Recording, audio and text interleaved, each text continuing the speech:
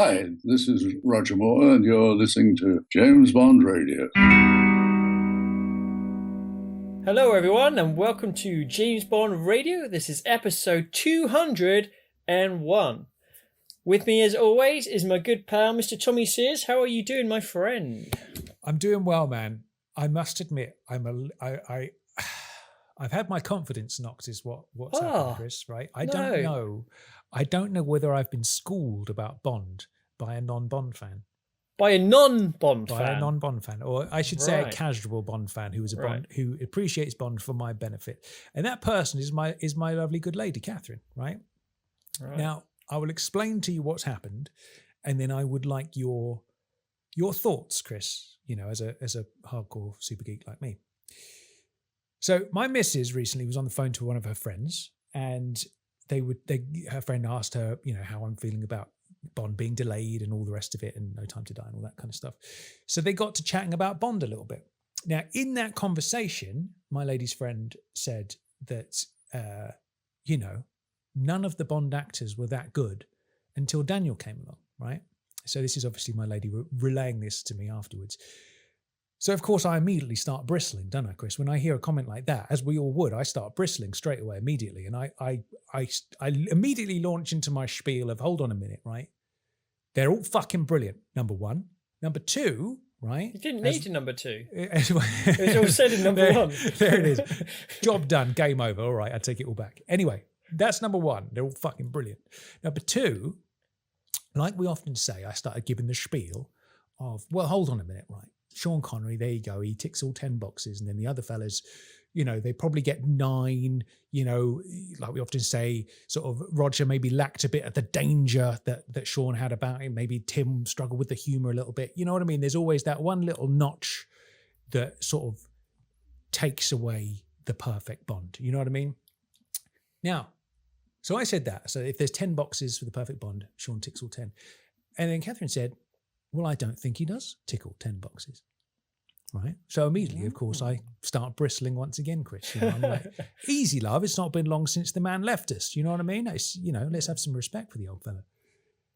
I said, go on then. What is the box that Sean does not tick? Because I would stake my flag in the ground and say he ticks all 10 of them. And do you know what she said? Vulnerability. And I went, oh, shit. Maybe she's got me there. Right? Because like we often say, we have discussed that before, haven't we? Like George nails the scene with Tracy at the end.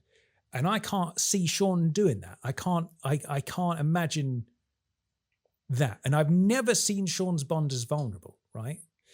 Now, what do you think about that? Do you need a sense of vulnerability to be a great Bond? Or is that not on the table? Well, I initially, my mind played through all the other Bonds, all the other Bond actors looking for signs of vulnerability. And I think they all pretty much have them. You think about Daniel, torture scene maybe, and you think, well, Pierce, torture scene as well, if you want, on the chair. And, well, I would say it goes beyond that a little bit, because if you think about, like, the one that jumps to mind for me in Majesties is obviously the death scene with Tracy. But even before she rescues him in the skating rink, like, there's that moment where he looks, you know, panicked a bit. Pierce, I would say there's that moment, not that I really believe this one, but in Tomorrow Never Dies with Paris Carver, when she says, did I get too close for comfort? And he sort of, you know, he says yes. Yeah. There's that whole thing. I sense a bit of vulnerability with Electra King in there, you know? Yeah. That's a definitely Electra King. So what do you think about that? Is that, because I don't know whether... You know what I mean? Is that a trait that needs to be in Bond? Yeah. Is that one of the boxes, basically? Because like, when you think about it, right, there's that whole thing of like old Timbo would say, he's like, you know, he's not a Superman. So it's like, very well. There has to be that moment where Bond's, you know, a bit, you know, he's vulnerable. Yeah. And I can't think of a moment when Sean is. Can you think of a moment when Sean is? The closest I can think of is from Never Say Never Again, when he's fighting Lippy, and Lippy's kicking his ass like left, right, and centre, and it comes down to like a urine sample, his own urine sample, to save him, basically. Yeah. So I think if you include Never Say Never Again, then I think there are elements of that in there. But yeah, if you think about his other films, it is hard. Obviously, he's in danger. So if you think about the traction table and stuff, but that's different to vulnerability, isn't it? Yeah, there's a sense of being in danger, which applies to all of them. But then there's that sense of genuinely feeling like Bond's a bit shit up. Do you know what I mean? Like, like this, that, and of course, like being genuinely hurt as well. Well, actually, what about in the battle against Oddjob in Fort Knox? There's definitely a bit where he's like, I'm never going to beat this guy. That's it. He's got me. Like, if you look at his face in that fight, that bit where he slammed against the rails and he's like, and he breathes out and he's looking at this guy who's invincible. I think that's the closest I can think. Am I along the right track, or is that something else? Yes, but I think there's two flavors of it, isn't there? There's being in genuine peril like that, and then there's emotional vulnerability. Okay, let's think emotionally. So you're thinking more. So, like, for example, he's with the feet, when he's with a lady, like, I think for me, another one here, Daniel frantically giving Vesper CPR. Do you know what I mean? Like, he's frantic in that moment, and you can tell he's hurting, and then you see the steel bars come down at the end when he says the bitch is dead and all that. You know what I mean? And so there's the question then, right? Because I think I'm like, is that Sean's Bond, or is that Sean? Because not that I've seen every Sean film, but I can't think of anything that I have seen him in where he is an emotionally vulnerable character. Because he is the big swinging dick man, isn't he? Do you know what I mean? He's the balls out kind of dude, with the big swagger. So it's like, is that The Hill? I think I haven't seen it. I've only seen parts of it, but that he's meant to be quite. The drill sergeant is making him do stuff, but then he kind of turns on him, I think, so it's a bit different. But in terms of, what about Roger then? Give me the best sort of emotional vulnerability that Roger has. I would say there's the moment where Tracy's brought up in Spy, when he gets a bit sensitive about it. Yeah. Right? I'd say, granted, there's not a lot for Roger. Like, that's the one that comes to my mind. I think. Well, also the graveyard scene in anything related to Tracy. I think that's another way to look at it. Is it because once Majesty's has happened and Tracy's death has happened, the character then has a vulnerability because of that, and that is then shown through the. He was married once, but that was a long time ago, and those sort of elements. Perhaps that's why Sean's doesn't have that vulnerability, because up until that point he hadn't ever loved someone, and obviously he hadn't had someone who loved who had passed away, so that's an argument as to maybe why his character of Bond isn't as vulnerable as the others. What do you think to that? I think there might be something to that, but I thought that's interesting, isn't it? Because we have had that conversation before with regard to Majesties, haven't we? If Sean had have done that and shooting that end scene. And I don't know whether I could see him doing although it. Saying that, in Diamonds, obviously that's post Majesties, and he goes chasing Blofeld, but there isn't really the vulnerable. There's nothing there's no sort of heartache or raw emotion or anything like that to his character in Diamonds, is there? So I don't know whether that's just not, whether it's just there wasn't an opportunity for it in any of Sean's scripts. Maybe that's why he contributed to why he got a little bit pissed off with it in the end. There was no emotional meat for him to devour.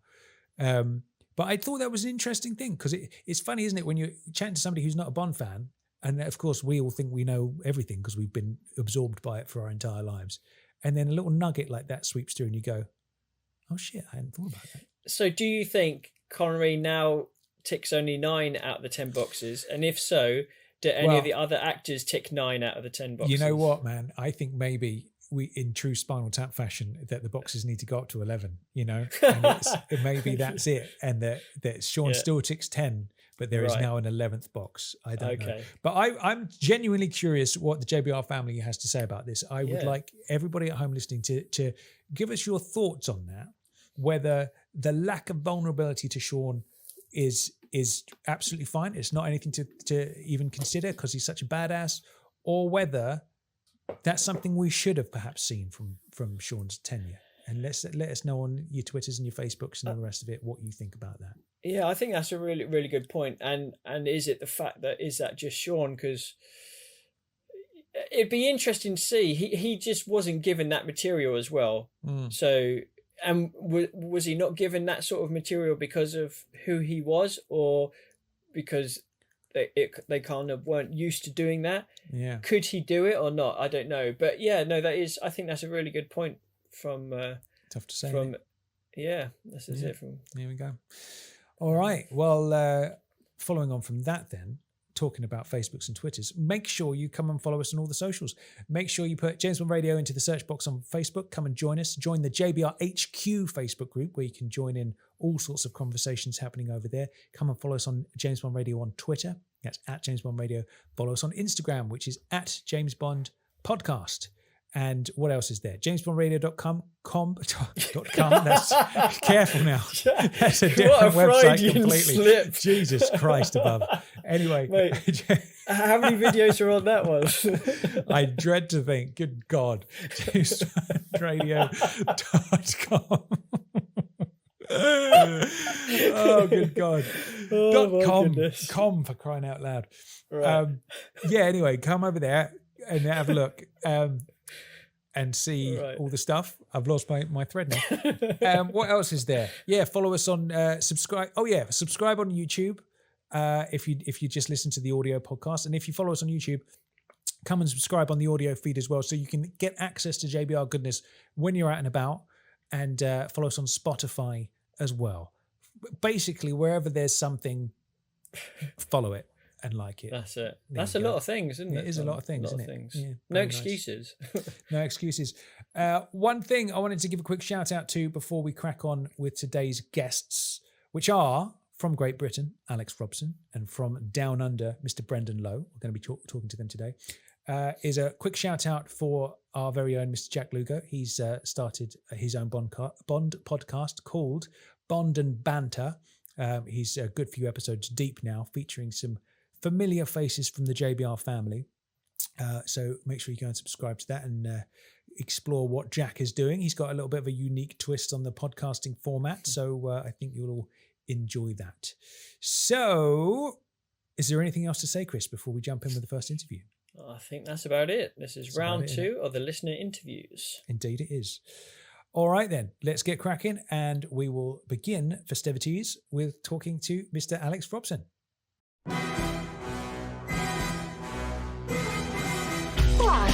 My name's Bond. James Bond. Bond.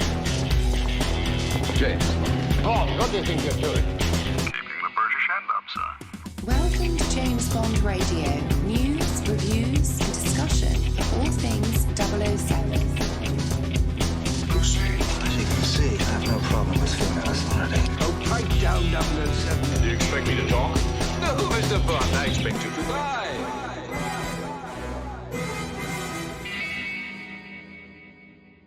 Welcome to the show, Alex. How are you doing, Alex? You all right? I'm all right, mate. How are you? Not too bad, not too bad. And whereabouts are you calling from? So I'm in South London, so like Croydon area. Nice. Oh. Is it though? Is it though?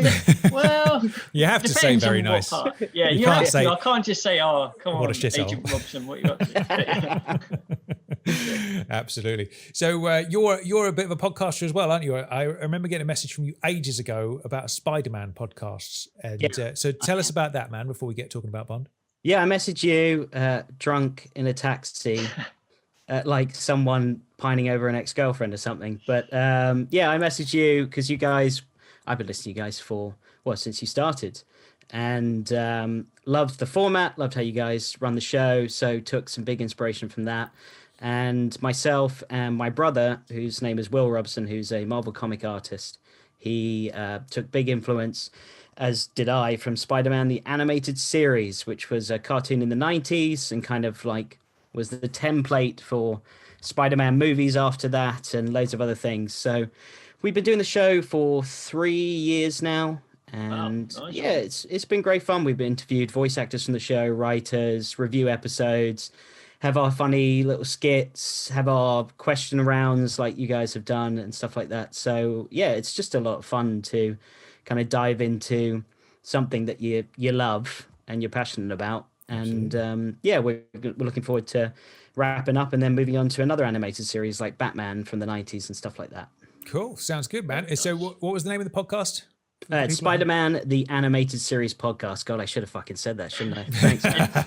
Is that like once a week? How often do you release your episodes? It was once a week, and then it was bi-weekly, and then it was life just gets in the way sometimes, and then you can try and do every couple weeks, and then it's sporadic, and we try to stick to twice a month. Yeah. Nice. All right. Good stuff.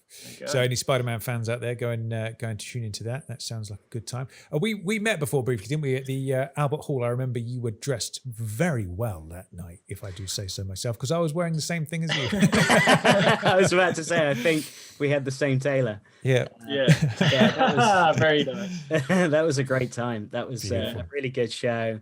And yeah, they're doing loads more at Royal Albert now with films with the live orchestra coming up. So I'm looking forward to seeing what have I got in line? Lord of the Rings I'm going to, which would be pretty spectacular, and Return of the Jedi next year as well. Very nice indeed. Very good. Very good. Yeah, they were going to do another Music of Bond one, but that's been cancelled from June. But hopefully they said it might be towards the end of the year or maybe next year. So yeah, because they're on Spectre now, aren't they? Yeah, I think so. Yeah. Yeah. Excellent. Right. Well, today we have got 10 quick fire questions for you, Alex. So there are a few new ones from compared to some of the previous episodes. Some of them you'll know, some of them will be interesting, and we'll see. But are you ready for the 10 quick fire questions? I prepared for this, but I know I'm just going to change my answer, so go for it. Okay. Question 1, Alex Robson. What is your favorite James Bond film? That actually I can answer quickly is Casino Royale. Oh, what do you like about that one? It made me a true Bond fan. I'd seen lots of Bonds growing up, and I was a fan of the series, but I didn't properly fall in love and delve into the books and the fashion and the locations and the whole magic about being an international spy. And I thought Craig right out the gate, with so much naysayers saying he's not going to do well, and proved everybody wrong. And being blonde-haired and blue-eyed myself, I was starting to think that it was very similar to I could look like that, which I bloody don't. But yeah, it was just one of those things that changed everything for me. And I thought the story itself, it wasn't about an action man. It wasn't about how many explosions and how many cheesy one-liners can we get in this. I felt like it was real earnest. And it's a film I watch at least 5 times a year. Damn, that's dedication. That's good. Did you manage to get to the secret cinema thing? I did, and I played at the table with Lashif. Very nice indeed. And did you beat win? him? No, I beat him in a hand, and I can't tell you, one of the best moments of my life was when he was doing the chips around his fingers. Yeah. And he was just staring at me, and he was doing his tail with his finger on his forehead. And, I'm in a midnight blue dicky bow and just dressed the nines, had my martini. And, just beating him in a hand of poker was amazing. That's infinitely better than me and David Zaritsky. We were in there and we were both fighting each other because David was like, David bought in, and then he was going to sit down. And he was like, I don't know how to play poker. Do you want to do it? And I was like, I don't know how to play poker either. And he's like, go on, no, you take the chips and you do it. I was like, no, you do it. And we were like just having a little tussle between us. In the end, David sat down and we just sort of bluffed our way through the whole experience. But yeah, to beat Lashif on a hand, that's a great move. Good boy. You think Zaritsky, being a lifestyle of Bond, encompassing everything, would know how to play poker, right? Yeah, absolutely. But that was, I had a nice little moment at the Casino Royale secret cinema, but I didn't get to go on the table. But mine, strangely, wasn't a Casino Royale experience. It was, we'd only just got in there, and you had the sort of Malacca fight going on, and the sort of the dusty sort of side street type thing, and there were the drum things around the side with people throwing the dice, and literally I had quite a few of the JBR lot around at the same time, and I put some money down to bet on it. First throw of the dice, And what did I get? You didn't get Snake Eyes, did you? And what did I say? See that? and I felt so good. Cool. Yeah. So cool, man. Beautiful moment. Yeah. Great stuff. So was Casino the first one you saw in the cinema? First Bond? No, Casino was not. The first Bond film I ever saw in the cinema was Tomorrow Never Dies. Ooh, same for me, actually. It's a damn good Bond. I mean, David Arnold's score is absolutely fantastic in that film. I mean, I really like his Quantum score. I'm a big music fan as well. I listen to a lot of your music reviews with Mr. Williams. But yeah, I think that film is just, it was with that film where I was like, now that, as much as I just kind of poo-pooed the Action Man, you know, I really liked that as a kid, you know, and seeing like the SWAT tactical vests that he was in, and Pierce just looked the business in that movie. He really did. Yeah. And I thoroughly enjoyed it. I would love to have seen Anthony Hopkins as the villain, because there was rumors about all of that, but I still think the film itself was amazing. So I saw it when I lived in America. I was there for 17 years in the States. Moved over there when I was 10, came back to the UK when I was 27. And it was the first film as a family we went to go see, because we had just pretty much moved there a few months before that. So yeah, it was nice to have a Bond to kind of rally us together and make us feel British in America. Beautiful stuff. Cool. Question number 2 then is, what is your favourite Bond book? That would be Moonraker. Good choice. Excellent. What is it about Moonraker that floats your boat?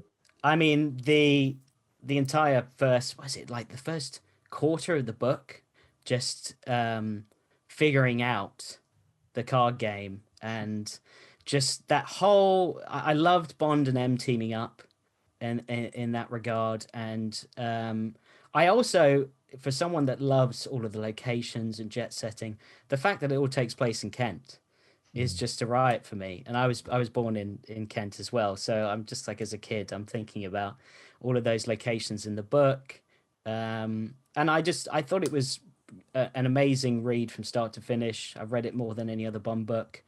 I would love to have seen a version of that maybe done for a mini series on TV or something. I think it would just work perfecally. Absolutely. Yeah, there's so many of those novels, if they were done straight for TV, but with a really decent budget and a great cast, I would love it so much. I'm going to quickly being podcast myself and ask you guys a question. If you could do a mini series, of Bond and Ian Fleming, who would you want to kind of speak? You got your Kevin Feige's over in Marvel, you got all these amazing people behind these franchises. Who would you want spearheading it, and who would you have as your Bond? And would it be set in the 50s? So what is it? Is it like a Netflix style TV thing? Is that the position it's going into? Yes. Yeah. Based on the books. On the Fleming books. Do you know what? I'm going to throw a name in here as somebody who I would definitely want involved in the writing of it, and that would be Anthony Horowitz. Because I think he gets Bond so well on the nose in the books he's written, and obviously he's got a lot of experience with TV and all that kind of stuff as well. So I think he would be my ideal man to be like the I don't know whether he would have to write every script, but he would be deeply involved in every single one of them and dotting the I's and crossing the T's. So definitely a bit of Horowitz action for me on that. I'd watch that. Yeah. What about you, Chris? I say it's a tough one in terms of a Bond. That's tricky, isn't it? Because imagine if I don't know. I think it would need someone with a lot of class that could pull off sort of an older school vibe if we were going for when the books were set. Because there's a lot of actors now who are great and have a good look, but they don't look as if they'd belong. Am I allowed to sort of like time travel a little bit? Is that all right, or does it have to come like is it coming out next year? I mean, yeah, you guys. I asked the question: would you have it based in the time period the books were set in, or would you go more Bond day? So, I would cast me as Bond. No, I would. I would go back a few years, and I would have Fassbender do it. Yeah, Fassbender would be amazing. That's my choice as well, guys. Yeah. Fassbender would be spot on. I mean, that the X-Men one where it was the first one that he was in, wasn't it? Where it was set where he looked just so Bond-like in when he some of takes out those scenes. guys in that German pub. And he looks the business in that time period as well. So I think if you took him back to like 50s and did it purebred Bond, I think like he would be my number one choice. I think. Yeah, absolutely. That was going to be my answer for my own question. And who would be your showrunner? I didn't actually have an answer for that. I'm just making that one up on the fly. But I really like Anthony Horowitz. I think that's a perfect choice, to be honest with you. I mean, I recently went through, I'd read Solo a few years ago and really liked it, and then meant to get back into his other books, but hadn't. And then during quarantine, one has a lot more time, so did Forever and a Day, and that just blew my mind, that book. Yeah, me too. Yeah. It was fantastic. And then did Trigger Mortis recently as well, which I like, but it's definitely the weakest of his Bond books. But Forever and a Day, I mean, that is just the whole angle. And I'll try not to say too much about the entire book, but that angle about how he was going to torture him and the method of torture that he chose. I mean, drug addiction is a fantastic method to use. I was like, that is genius. So yeah, really, really Bond, and like something different, which Bond always is. So I really like that. Absolutely. Nice. Okay, then on to question number 3, Alex. Who would you say is your favorite actor to portray James Bond? Now, this is the toughest one. It really is. And when I heard guys on your podcast in previous listener episodes and interviews, they're always and ahhing, and I'm like, it's just obvious. And then when going into it today, I was like talking to my girlfriend, and she's like, it's Daniel Craig. And I was like, is it though? And you start questioning over and over again. Because there's just, I feel like Bond has a type of mood that every Bond actor and film series they're in, and even sometimes you can change that, but every mood you're in, you can watch a Bond, right? Like if you are in for more of that dark and broody, you're going for probably Daniel Craig. If you're in for more of like the one-liner and a bit comical, but also just great action and innovation, you're going for a Rog, or maybe even a Pierce. I'm not sure. But Pierce also kind of goes with Sean Connery for me, where just if you want to just look at a dude and go, that's the coolest person I've ever seen on my TV, then I would go for Connery or Pierce. So it's really difficult. And I count Lazenby and Dalton as more authentic novel versions of Bond. So if you're looking for something that's kind of rooted in the origins and Fleming of the character, I would go for that. But yeah, having said all of that, I think my answer was Casino Royale. It is Casino Royale. Craig, he made me a super fan of Bond. He made me, okay, what shirt is that he's wearing? Oh, it's a Sunspell blue polo. I've got to go buy that. I can't afford it, but I'm going to go buy it. So yeah, I would say Craig for all of those things, because he birthed that super fan in me, and now it's fun when you wear a watch with a strap that most people won't know it's from Spectre, but you know it's from Spectre. You know what I mean? Or like a blue polo and stuff like that, and it makes you feel more confident and just cooler. It's a funny one, isn't it? That I've told the story a few times now. Whereas when I was younger, if anybody asked me who my favorite Bond was, I'd always say, "Oh, Sean, without doubt, he's the best." Blah blah blah. And then it wasn't until my mum came along and just randomly chatting about Bond one day, and she's like, "Roger's your favorite, isn't he?" And I went, "No, I'm all about Sean." And then she was like, "But you're always talking about Roger. Whenever you talk about Bond, you're always talking about Roger." And I didn't realize it, but it was. I realized that whenever I put a Bond on, it was typically a Roger film. Whenever I would quote Bond, it would typically be a Roger quote. I'd make myself a cup of tea and be like, bottoms up and all that kind of stuff. I'm raising my eyebrow every 5 minutes, and it's like, oh shit, I wasn't actually quite aware that he was my boy until she told me that. And then I realized that actually she's actually right. So I always do the double barrel thing. I do think Sean is the best and he is unbeatable, but Roger's my fave. That's how I explain it. And then Pierce arrived on the scene for you, didn't you, Tom? Man, Pierce is up there as well, dude. I can't possibly. It's hard, right, guys? I mean, Chris, who's yours? Because I was going to say Pierce for you, Tom, but obviously I forgot about. Well, it is as well. That's the criminal thing about it. It's tough. Chris, what about you? Yeah, man? For me, it has always been one person, and that is Sean. For me, I think I love the others. Like literally, I think Roger is the closest to Sean for me. Like he's really gone up, and I think if I'd go Sean, Roger, Daniel, and then the other three are pretty much on an even keel for me. But it's always been Sean. Always been Sean. Just grew up on Sean. Like my dad's Scottish. He went to the Thunderball sort of premiere and all that sort of stuff. And yeah, it's always been Sean. Right. I've revised it. Okay. It's now a three-pronger, right? Sean's the best. Roger's my favorite. But if I could be any of them, it would be Pierce's Bond. Oh, that's pretty good. Okay. If I'm going to go by that, then I would say Sean is the best.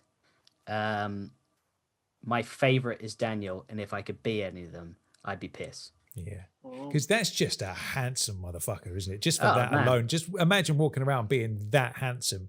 It would be quite a breathtaking experience, I'm sure. Me and my brother, we send this whenever we're having a day where we're feeling like we're not getting where we want to in life, or we need some motivation. There's a picture of Pierce where it was taken like maybe 2 years ago, and he's sitting on a deck chair and he's dressed impeccably. He's got that like impeccable smile on. He's holding a cigar, drinking a glass of his tequila, and we just said that's life goals. Like that is life goals. And every now and then we send that picture to one another to just kind of motivate our life goals. So is there like a progression scale of how close you're getting towards it? No, I suppose you could maybe do that with Bonds and certain pictures. Like I've seen Daniel sometimes caught a picture on the street and he looks fucking awful. So, yeah, pretty so. Cool. All right then. Now, question number 4 then is: who is your favorite Bond girl? I would probably go with. Oh, guys, this is so tough, man. This is so tough. See, this is not good audio either, is it? People are like, I'm one of those guys like, I'll fucking answer it already. Yeah, I'd probably say Eva from Casino. I would have to go that. I have solid to say choice, very solid. What is it about Eva then that does it for you? Well, I would say, one, the Vesper Bond relationship from the books and knowing how important she is to him, and I thought she brought that. I think that when she walks in that room with that dress, it is stunning. Like she looks incredible. I like how she doesn't take any shit. And like when she says, I think you're a bloody idiot. And she repeats herself, like, I'm not letting you get away with that. Like I'm standing my ground. And the best scene out of Casino Royale right now, so I won't say ever in my opinion, but right now, in my opinion, is when they first meet on the train. That exchange of dialogue, that banter between them, where it's kind of like they're both on an even playing field. They find out so much about each other through that banter, that they're both orphans, and she sums him up and then he sums her up right back. And it's just like, okay, I see who you are, you see who I am, but they're both hiding who they really are from each other because they've got their guard up. And I just think it's an incredible scene. And you know, things like, how is your lamb? Skewered, one sympathizes. I mean, I think that's just a brilliant line. And there's that gif I send sometimes of after she walks away, Daniel just smiles and he shakes his head, you know, like, what just happened? He's like, met his match. That's what it is. Yeah, so I would say scene. I would say Eva for sure. I do. I love that scene as well. I do. I think it's like the essence of kind of like flirtation between the two of them. There's obviously an attraction that's sparked there, but they're not giving it all away. Like you say, they're guarded, but it's like verbal tennis a little bit, isn't it? Back and forth, just to kind of test each other out a little bit and see what's going on. And you realize that there's obviously a lot of sexual tension between them. And as she walks away, he's like, that's the sort of woman that would turn Bond on in a way of like, that's somebody I can have a relationship with rather than just an empty pursuit. Exactly. Women are disposable pleasures instead of meaningful pursuits. That was something when I was single and I was watching Casino Royale. That was a line I like had written on my mirror in my bathroom every morning. That went away the moment that I actually realized that's a horrible line for any girl coming over and seeing that. It's a brilliant scene. The one part of that scene that I hate, and you guys have shouted out, and you know what I'm going to say, is the Omega. Why do you have to label it like it's? Are you going to say? And what are you drinking over there? Coca-Cola? Yeah. It's all about the dollar, isn't it? I mean, we know why they did it, and it's exactly that, isn't it? It's cash, but that is a moment, isn't it? Because it's the way to deliver something like that. Because at the end of the day, you gotta play the game. It's a business. At the end of the day, you got to play the game. But damn it, there had to have been a better way to slide that line. And it's a shame that it's in such a good scene, because if it was in a bit of a scene where you think, okay, but because it's in the middle of such an amazing scene, that makes it even more painful, I think. Yeah, it is. It is one of those things where every time I watch that scene, I almost just want to quickly hit the mute button. Yeah, and be like, that doesn't exist. Never mind. Do a quick edit. Edit exactly. Okay, then on to question 5. Who is your favorite Bond villain? Once again, why not, like, you come prepared and then it throws you. It's really difficult because with a Bond villain, there's so much going for them. You know, there's almost like a checklist that you kind of have, knowing how Fleming built these characters. And if one of the checks isn't there, but you love that villain, you're like, but is that the best one? Or this is kind of like this saying, like, this is the best one, but in my opinion, this is the best one. You're kind of playing around with that. Because I love Largo. I absolutely adore Largo. Underrated, I think. Absolutely underrated, 100%. And the eye patch, like, you know, you're watching Austin Powers and just having a giggle over it. But that's how influential that film was to then be satired, like 20 years later, or whatever it was. Largo for sure. I love Le Chiffre. I think Le Chiffre might take it for me again, which is boring because it's all casino. There's a lot. And I mean, Pierce has got some pretty damn good ones as well. It's really difficult. Like, I like Trevelyan as well. I think he's underrated. We got a 00 as a bad guy. You know, like, what a cool villain to have there. I'll say Le Chiffre. I'll stick to it. Yep. Okay. There's a lot of love for Le Chiffre. There is a lot. This is great. Yeah. I love it. What has that been? He's come up more than anybody else. Wow, interesting. Absolutely. Okay. Yeah. Which pleases me. I like that. Yeah. That's an excellent choice. All right, cool. Question number 6 then. What is your favorite Bond theme song? Bond theme song. So I'm a massive listener of the scores. My family is almost like, do you really need to have that on when you're just, I don't know, getting ready in the morning or whatever? It's just followed me around for years. And when I moved back to the UK, commuting into London for work and having John Barry blaring in your ears, it's just like, you're like having a Bond moment every morning. You walk to work and you're going through Trafalgar and you're seeing Big Ben. It just feels cool. And we take that for granted, you know, like we are, you know, we're in the country, and especially when I was working in London, it's like, this is such a prime location. It's where Bond, it works. It's where he comes from. It's the country he defends. And I sometimes forget that when I'm working in London, just how important that is and how fortunate I am to see that every day. That's come up before, hasn't it, Chris? Especially with a lot of our American listeners, where locations come up and London is like the one they'd like to visit.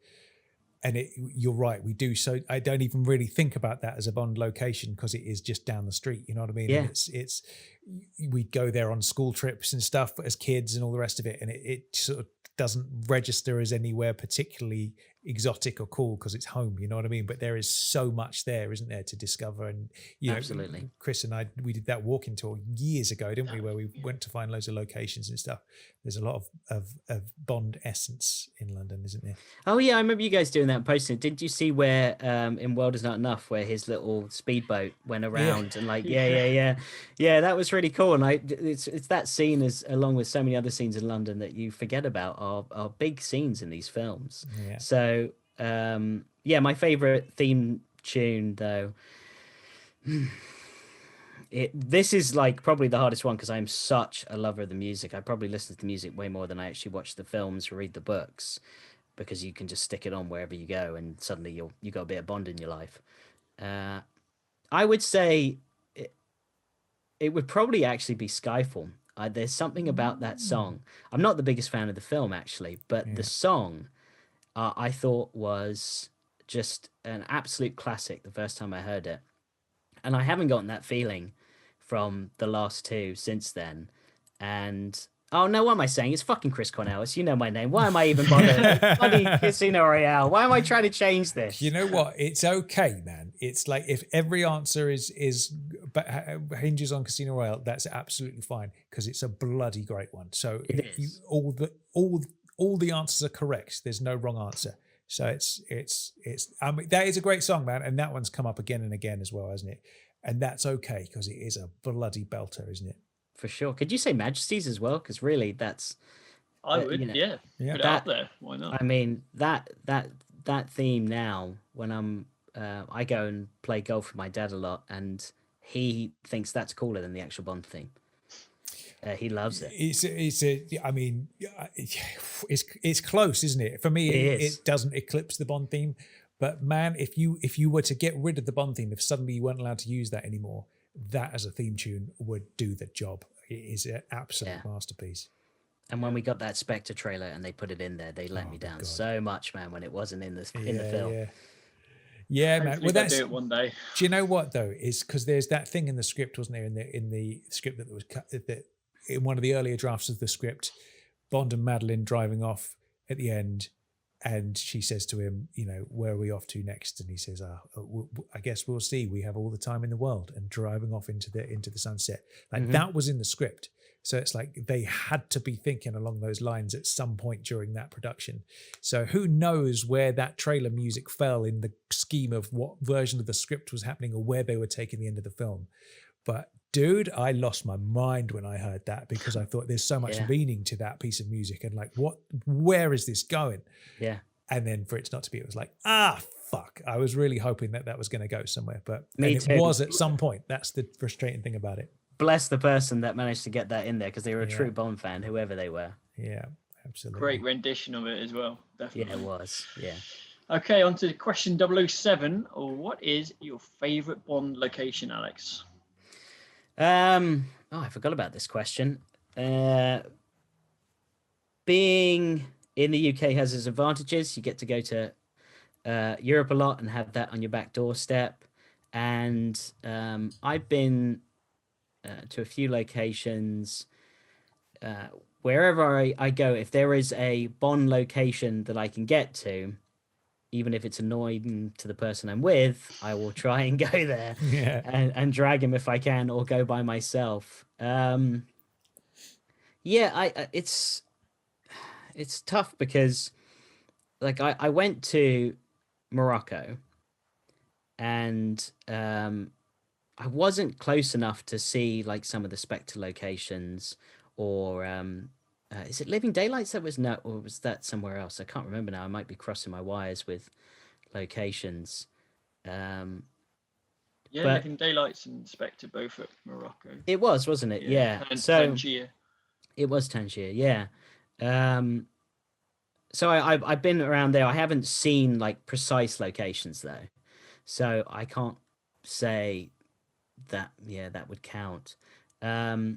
Quite separately though, like I went to Jordan in late 2019, and couldn't find any there, but I ended up going to Petra, and then I'm a big Indiana Jones fan as well. Crusade. So, yeah, man. Yes. Yes. And that was fantastic. And I went to Wadi Rum, the desert, and it was proper Star Wars territory there. Not New Hope, but they shot Rogue One there, and The Rise of Skywalker, which we won't talk about. So it was. I guess I'd say London because I can't think of one right now. It's a good one. And London's brilliant. Yeah. I mean, that's think of how many are actually in London that you can go and see. Yeah, it's true, and especially because I built it up where I'm like, Europe's on my back doorstep, and I'd fucking name London. So there we go. Nice. All right, cool stuff. Next question then is, what is your favorite pre-title sequence? I forgot how difficult these questions are. And before this, my girlfriend's like, do you need to prepare? I was like, nah, I've heard these lists of interviews. I got this. Let's wing it, Mrs. Bell. I will not say Casino for this, even though it's a good one, but it's not the best one for sure. Okay. Do you know what? I think I would say GoldenEye for me. Oh, yeah. That's a good one. it's a damn good one because so that is the first Bond film I ever saw. Tomorrow Never Dies is the first one I saw in the cinema, but when I was 7 going on 8 for my birthday party, I had a bunch of mates over. We had GoldenEye on VHS. Someone brought it over. I'd never seen it. We stayed up till midnight because we're rebels and watched GoldenEye. And just that intro, like I'd never seen a Bond. So that's the first one I saw. And the bungee jumping scene, and then him being like, I was a big action man, G.I. Joe, like playing with toys, right? So I loved that like cool espionage, and they're suited and booted and all like the combat gear, and meeting Alec in there and then moving around. And of course then you had the video game, so you just emulate that even more when you're playing the video game. And there's that moment where when Bond escapes them and he dives onto, well, he shoots the barrels and then he dives onto that, like what would you call it, the conveyor belt. The conveyor belt. Thank you. Yeah. And I was just like, what a cool getaway, man. And then obviously with the plane. And then the next day, so my birthday's in January. So the next day we went to the park. It was snowing, and I saw the toboggan. And I was like, I'm gonna pull a Bond here, and I'm gonna dive headfirst onto this fucker, and I'm gonna fly down the hill, and I'm gonna feel so cool and like escaping everyone. And I smashed my face into a tree and got a concussion. So not very Bond, but it felt cool at the time. But yeah, I wasn't allowed to go to sleep on my birthday because of the concussion. Mate, that's one to remember. Like we all have a story like that where we've tried to be Bond and just completely failed. Like for me, taking it back to Casino Royale, when we went to stay in the hotel in Carlo Viveri, I'd gone down to the reception and said, is it to book a reservation for dinner? And I said, is it okay if we could have the James Bond table, please? And they're like, of course. And then we come downstairs and we're all suited and booted. And I'm so blown away to be in the room. And I'm just like looking around being like, oh my God, like I remember seeing that in the background and blah, blah, blah. And it's obviously a big circular table and they'd set 2 places, one for me, one for the missus. And I was just so blown away that I was in the room. I just sat in the wrong place that they hadn't made up on the table. Like, and then Catherine's like, you should move over a seat. And I was like, fuck, I can't even do this right. You know what I mean? Yeah. Did you have the caviar to make up for it? Yeah, I think. Do you know what? I can't remember what we had now, but it's in the little YouTube video that we made back in the day of all the dishes. So I'm sure we probably did, but we had some bloody good food there. That's for sure. I'm sure you did. Yeah, I went to Prague a few years ago and didn't get to go there, and was really upset by that. But yeah, it's such a fantastic area to visit. It really is. Big time. Absolutely. All right, Alex, we've got 2 more questions for you. Question 9 is a new one and an interesting one. Okay. What would you say is your most unpopular or controversial opinion about Bond? You edit these, right? So if I'm umming and ahhing for a while. Right. Most unpopular or controversial opinion. Something that you love that everybody else hates, or something that everybody else loves and you can't stand. Something. I would. Oh, that's pretty good. I would say I've got 2 answers to that. As far as the one that everyone loves that I can't stand, I don't think Skyfall's a good film. Ooh, ring the bell. That's a good one. All right. Tom likes it. Talk to me about that. Go on. What is it? What's wrong with Skyfall for you? Okay, so I think it starts off great. I think Bond hiding out, even though him drinking a Heineken was a bit like, come on, mate. But yeah, I think him hiding out and coming back, okay. But I started to realize when I was watching, I was like, he's not a spy anymore. He's just like the action man coming in to save the day because M's in trouble. I felt like the story just didn't flow like a Bond film for me. And it took me out, and I felt like they were trying to do too much Bond moments in it sometimes and be like, we've got M and there's another M and we've got Q coming back and we've got Moneypenny and we're trying to all shove it down your throat and we got gadgets, but we really don't have gadgets yet. And they were just kind of like I felt like it was trying to please everyone. Like you've got your lovers of the Craig versions where there is no gadgets and he's gritty and he's brooding, but then also you love Bond from the past times. And I just felt like it was, like oil and vinegar. You know, it just didn't blend together properly. Was it water and vinegar? Am I fucking that? No, they both work. So yeah, that's good. Okay. Good chemistry knowledge there, Chris. I think that just, and then the Home Alone scene at the end, guys. I can't stand that final scene. Just going up and setting booby traps like he's Macaulay Culkin. It just didn't work for me. It really didn't. And I felt like as a villain, he just didn't have a great ending, just having an ice thrown in his back. You know what I mean? Like, that was it. Yeah, it's a tricky one. I know a lot of people love it, right? But for me, I must admit, I came out of Skyfall disappointed with it. I know a lot of people at home are going to be, rolling their eyes at me, but we watched it together, didn't we, Tom? We certainly did, man. Yeah. And it was just the last time I watched it was at the Albert Hall when they did the live performance along with it. And that was the most I'd ever enjoyed it. I really sat back and just let it wash over me, and I enjoyed the film. But it's probably, if I'm going to be like, right, I'm going to sit down and watch a Daniel, that's the last one I'd put on. Like, there's all the other three I would put on before Skyfall any day of the week. Definitely. And for me, it just, I don't think it's a bad film for me at all. It's just not one I particularly like either. It doesn't really ring my bell, Good parts in it, good bits and bobs here and there, but it's not one that really lights my imagination. And when you look at, that's the one that obviously set the box office on fire, $1 billion Bond and all that kind of stuff. But what I will say is, I don't think that's going to be remembered as his signature Bond theme in the way that Goldfinger is for Sean and Spy is for Roger. Even though it's been the most financially successful, the one that stays in the public consciousness is always Casino, isn't it? Yep. It's when they do the Secret Cinema, they're not doing the Skyfall Secret Cinema, it's always Casino. And, there was that video recently, wasn't there, where Daniel and Mads were reminiscing over their time on Casino and all that kind of stuff that was going around online. And it's sort of, I don't think Skyfall in the cultural perception of Bond has ascended to be Daniel's one film. That has still remained as Casino, as far as I'm concerned. And I think, I don't know, would you agree with that? I would, absolutely. Yeah, I really would. I think that pretty much sums up my feelings on Casino and Skyfall. And yeah, you're right. It's just not a film that I think is going to stand the test of time. And I can't really think of other Bond films with other Bond actors that maybe have the same treatment. But I do feel like it steered the franchise in a direction that I was like, I'm not sure I'm happy with where you guys are going with this now. Because obviously it was so financially successful and they were so pleased with it.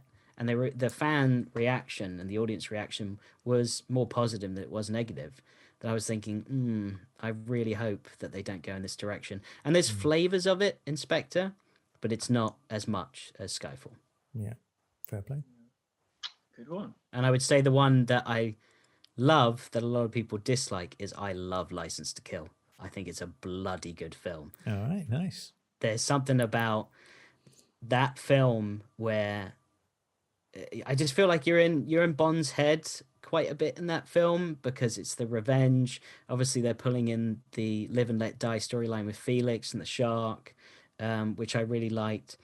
And I just remember when I first saw him harpoon gun to the back of the plane as it takes off, and water scale is like, and the Bond theme plays. I thought it was bloody brilliant, and I still love it to this day. I like how he's playing them and trying to be an assassin to getting close with Sanchez. There's some great action sequences in it. Yeah, I think it's a damn good Bond film, and it may not be your traditional one, but I think that they did a really good job with it. Good answer. All right, cool stuff. Final question for you then is, what is your favourite scene in the whole series? Ooh. I have a love for the casino train scene, as I said, but I couldn't put that forward. I feel like I would listen to this in a month or whenever and be like, you shouldn't have said that. I as much as I said, like, I love all of the more serious notes, and there's a blend for me. It depends on my mood, man. It really does, because I love the action man-y type stuff as well, and like the more superhero-esque Bond sometimes. I think I'm just going to go with what pops in my head, and it's continued to pop in my head. and I would say it's the remote control car from Tomorrow Never Dies. Oh, wow, Very nice. That is a great shout. Yeah, really good shout. You got gadgets, and at the time, like using the phone and the car and the banter with Q before that, like I think we've met with her voice and is just brilliant. And that car is rubbish, right? Like it's a sedan at the end of the day. It's a rubbish car, but they made it bloody cool in that film. And the look on Pierce's face, Pierce had the most fun being Bond out of any Bond, in my opinion. And when he's going through that car park and he's taking them all out and he's in the back seat and you've got David Arnold's score just pumping, and I used to run to that score because it's a great one, that backseat driver. It's really good. And you've just got this feeling where, like, I have it now where I can't help but smile, right? Like, that is just so cool. And Pierce is smiling and you're like, this is so much fun. And just when you think like, okay, they got him with that tight wiring, and then the BMW symbol comes up and cuts it off. It's just movie magic for me. That's standard on every BMW 750 now. No optional extras. I'd buy one if that was the case. I even looked into buying that when I was in the States, and European cars are ridiculously overpriced there anyway. But I was like, should I just do this? And it had like 300,000 miles on it. It was basically on its last legs. But I was like, I might do this. I can't afford it, but I might. Yeah.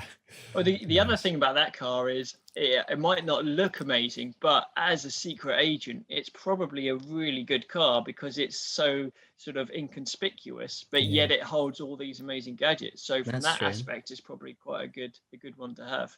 But what a fun scene, man. That's such a good shout. I will never stop having fun watching that scene. So yeah, okay. I feel better about that. You guys have reassured me. That's my answer. I've submitted it. We're done. Nice. Excellent stuff. All right, man. That was a great time. I thoroughly enjoyed listening to your thoughts on Bond there. You've got some good. I like your controversial opinion. That's good. And it's nice to be able to discuss such things in a nice and respectful way, which sometimes it descends into madness, doesn't it, when you talk about such things online and social media and all that kind of stuff. And yeah, it was a good time, man. Thank you for joining us. Yeah, thanks, guys. I got to say, like, on a note, on just a personal note, you guys have been an awesome inspiration for me. Listening to you guys has been a pleasure for the last 7 years. It's amazing you guys have been going for that long. It's insane. Thanks, man. And well done for you guys for all of the amazing Bond community chats and people that you've and relationships you've formed. So yeah, I really appreciate the podcast. And yeah, it's been really nice. There's been loads of times I can talk about where you guys I'm listening to you guys. And yeah, thoroughly. Have you ever wondered like where people listen to you sometimes? Because I don't like to ask. I know what you're saying though, but like, all right, so because I obviously do the podcast as well, and I've had people, and I know you guys have had some probably way more than me, but some messages where you're like, dude, it's just a podcast. I'm so glad it helped you through this really difficult time, but wow, so it's almost like it takes you back. But then the other day, I'm in the bathroom. I'm sitting down, so you know what I'm doing. I'm listening to you guys, and I'm like, I'm having a shit listening to James Bond Radio. It's so weird. Most people normally say they're in the hot tub or the shower or like, in a private jet, but yeah, you are on the can. What a beautiful story, Alex. Thank you. It's a great way to end it. I don't know whether to ask, but did you get through a whole episode or? If I did, I think I have a problem. Especially back in the day when you guys would have like 3-hour episodes. I was like, whoa, guys, this is a lot. That's quite the dump, isn't it? 3 hours. Yeah, I don't want to ruin it with the heartfelt moment. But yeah, thank you guys, because it's an amazing service that you guys have done. Fandom and just bringing it to people for free, because that's what that's basically what you do. So it's awesome. Thanks, man. It's very kind of you to say. Thanks for listening for so long. Indeed, yeah. Really, really kind words. And also, if you want to give your podcast a plug again, go for it, because I'm sure you get a few listeners from this who'd be interested. Yeah, if anybody watched the Spider-Man animated series in the 90s, which, as I was saying at the beginning, kind of paved the way for Spider-Man films and not just the films with Tobey Maguire, but all the films since then. So it was an amazing show. It's just come on Disney Plus, actually. So lots more listeners coming because people are remembering it and watching it and have a place to watch it. So yeah, Spider-Man, the Animated Series podcast. It's me and my brother. He's a Marvel artist. He's drawn for Marvel for several years now, done Spider-Man, Deadpool, Guardians of the Galaxy, the list goes on. And that's now he's cool. Now actually, he'll kill me if I don't say this. He's working for Dynamite now. Ooh. And he's writing and drawing. So he started to get a writing gig because he wants to transfer over into writing more. And he's doing a book called Red Sonja right now. Is a very popular character. But of course, we know what sits in Dynamite. And he's done a James Bond cover already. It was James Bond and Objob on the cover. Nice. So, I was just like standing over his shoulder the whole time. Yeah. And I said, if you ever get to write Bond, I don't need any credit, but like I need to have a play. Oh man, that is good stuff. You'll have to let us know how get him goes. To draw you in as a henchman that Bond beats up or something. Cool. My little cameo, absolutely. So yeah, that would be amazing if he manages to pull that off. Nice one, man. That's very cool. Yeah, keep us in the loop on that. That would be exciting. For sure, yeah. I'll bring him on the podcast and I'll just sit behind him and whisper in his ear. Sounds good to me. Cool. Nice one. All right, man. Thanks so much for joining us. That was a lot of fun. Yeah, thanks, guys. Cool. Right, we'll see you soon, no doubt. Take care, man. Cheers. Bye.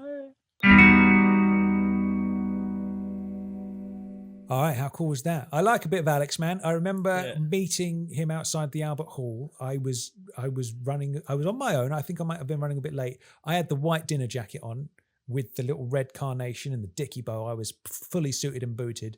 And it was like that awkward moment at a party when a lady turns up and somebody else is wearing the same dress, because Alex was wearing exactly the same outfit from me, from the same place, same everything head to toe. I didn't know it was from the same place. That's really cool. So we were like each other's stunt double that night. I don't know who the real Bond was, but we were each other's stunt double. But did you enjoy that chat?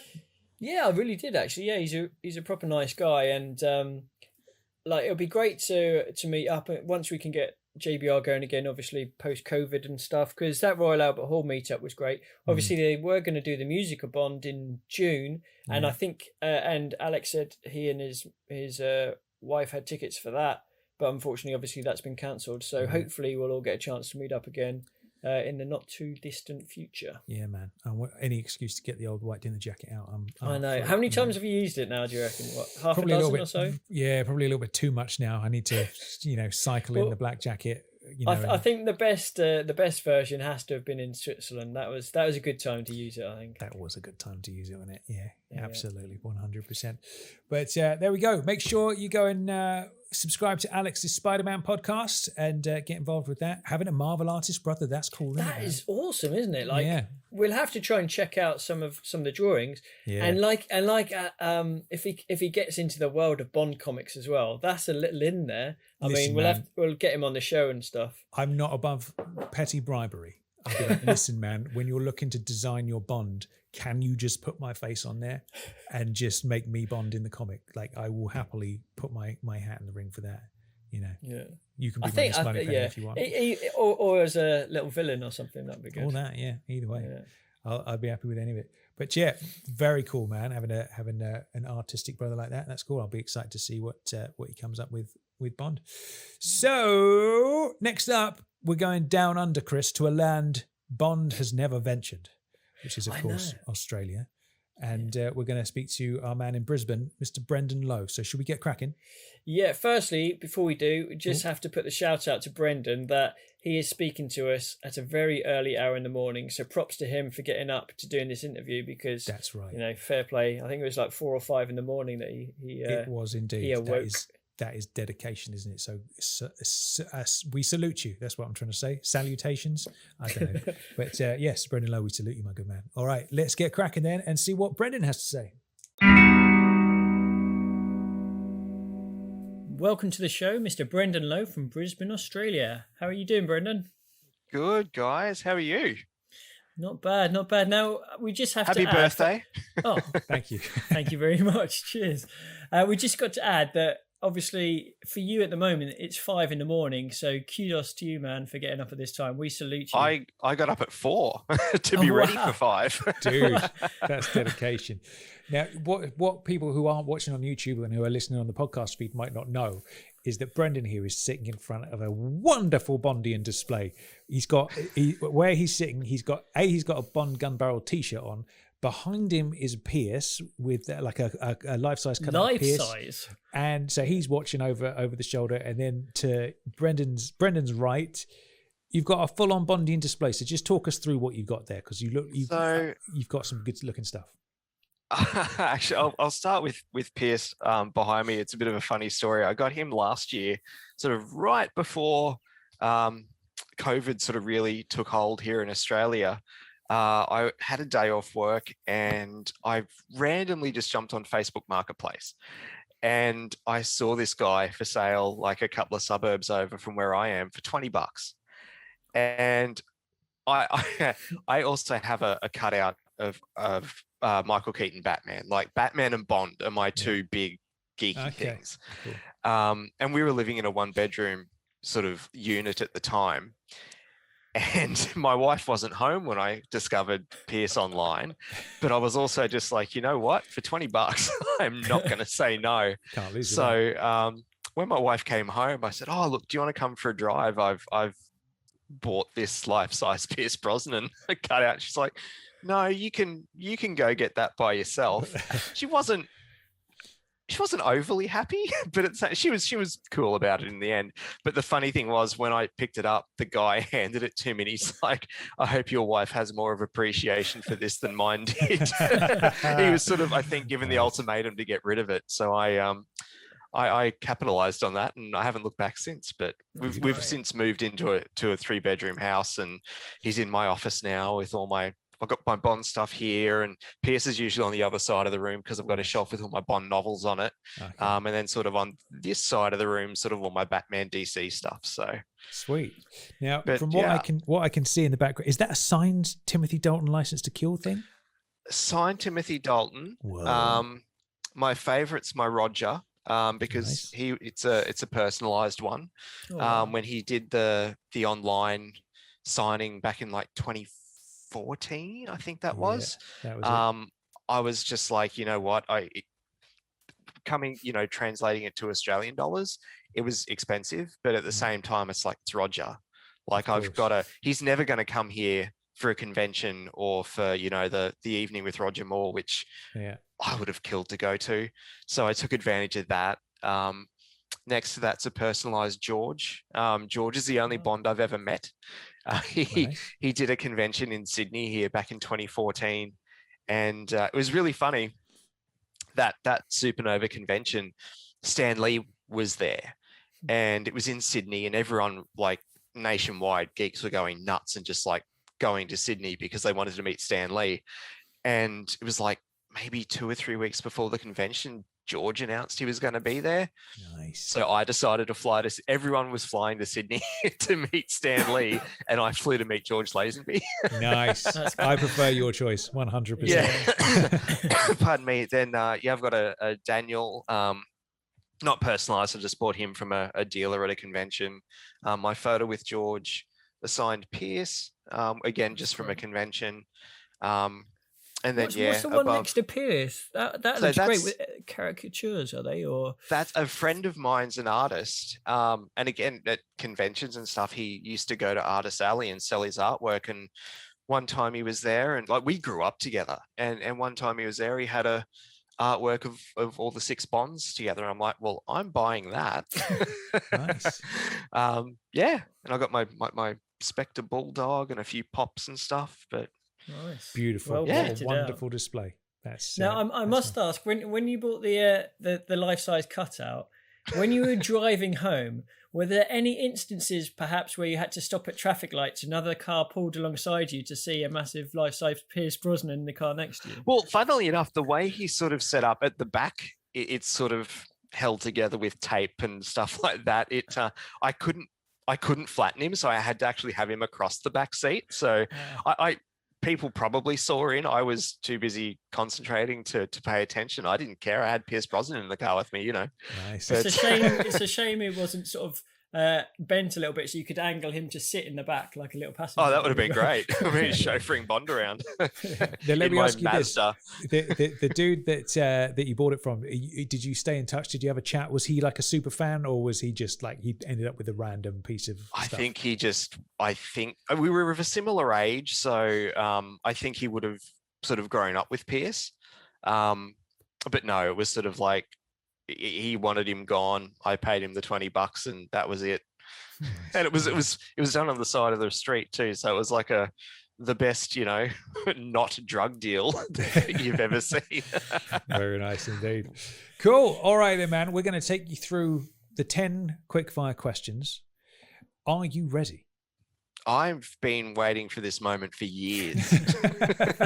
I've been listening for so long, and then every birthday or every episode when you do this, I'll be honest, a lot of the time I listen to podcasts while I'm getting ready. So you guys have accompanied me whilst I've been in the shower multiple times. And yeah, so many times I answer the questions along with the guest you have on. So yeah, man, I'm primed. Let's do it. You're pumped, mate. Nice. Okay, that's beautiful. All right then. So Brandon Lowe, question number 1. What is your favorite James Bond film? It's a tough one, this one, because I know it's a bit of a cheat answer, but I genuinely have a favorite for every actor. But, you know, Walther to my head, it's very, very close between GoldenEye and Casino Royale. If I had to choose, I'd probably go GoldenEye just because of we're kind of all of a similar age. Like I'm 37 this year. So GoldenEye was the one that hit at the right time for me. It's what brought me into the fandom overall. So just for that, I kind of have to give it to GoldenEye, but GoldenEye Casino, it's neck and neck. I can see Tom with a massive smile on his face right now. Dude, do you know what? I went to see with a few JBR family members in early December, I think it was, just before they locked everything down again. There was there's a chain of cinemas over here called the Everyman Cinema, and they're kind of like those smaller kind of like boutique-y cinemas where you get like comfy seats in them and stuff.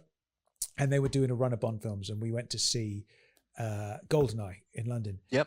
And it's the first time I'd seen it on the big screen since 1995. And I remember I went to see it on the big screen in 1995, 007 times. I was dedicated. Wow. I wanted to get into that number, and I achieved it, and I was very happy. And then I have not seen it on the big screen since. And ever since I sat down and watched that, GoldenEye has been foremost on my mind since December, because it has really refreshed and renewed my energy for it. It was so good to see it again on the big screen. And I can't stress how much of an important film that is for me. And I think, like you say, for our age group when it comes to Bond, because for me, I think it's you have those moments, don't you, where, you know, Goldfinger was where it really caught fire back in the 60s. Spy Love Me Again is where it caught fire in the 70s and redid the whole thing, took it to new levels. And I think GoldenEye did the same thing for the 90s. And it's just like, man, I know a lot of people don't have the best things to say about Pierce, but quite honestly, they can fuck off, man. Seeing Pierce up on screen like that, he is the man in that film, man. His delivery, he really is. The way he looks, everything is spot on in GoldenEye, and I love him for it. So I salute you for being of similar taste. It's another reason to sort of shit on Die Another Day, is the fact that it kind of, I don't want to say ruined his legacy, but to go out on a note like that, he deserves so much better. Funny story too with seeing GoldenEye on the big screen, because the thing that sort of brought me in was it would have been around the time GoldenEye hit cinemas. I can't remember if it even opened on Boxing Day here in Australia. I can't remember, but it was just before Christmas. One of the TV channels here on a Saturday night aired the special hosted by Elizabeth Hurley that's on the DVDs and everything. Mm-hmm. So it was The Secret World of 007, I think. That aired on television. And I'd never seen a Bond movie in my life. I'd kind of heard of the character, pardon me. And I watched that. I was like, this guy's pretty cool. And then straight after that, they played Live and Let Die. So that was my first Bond movie that I actually saw, was Live and Let Die on TV this Saturday night.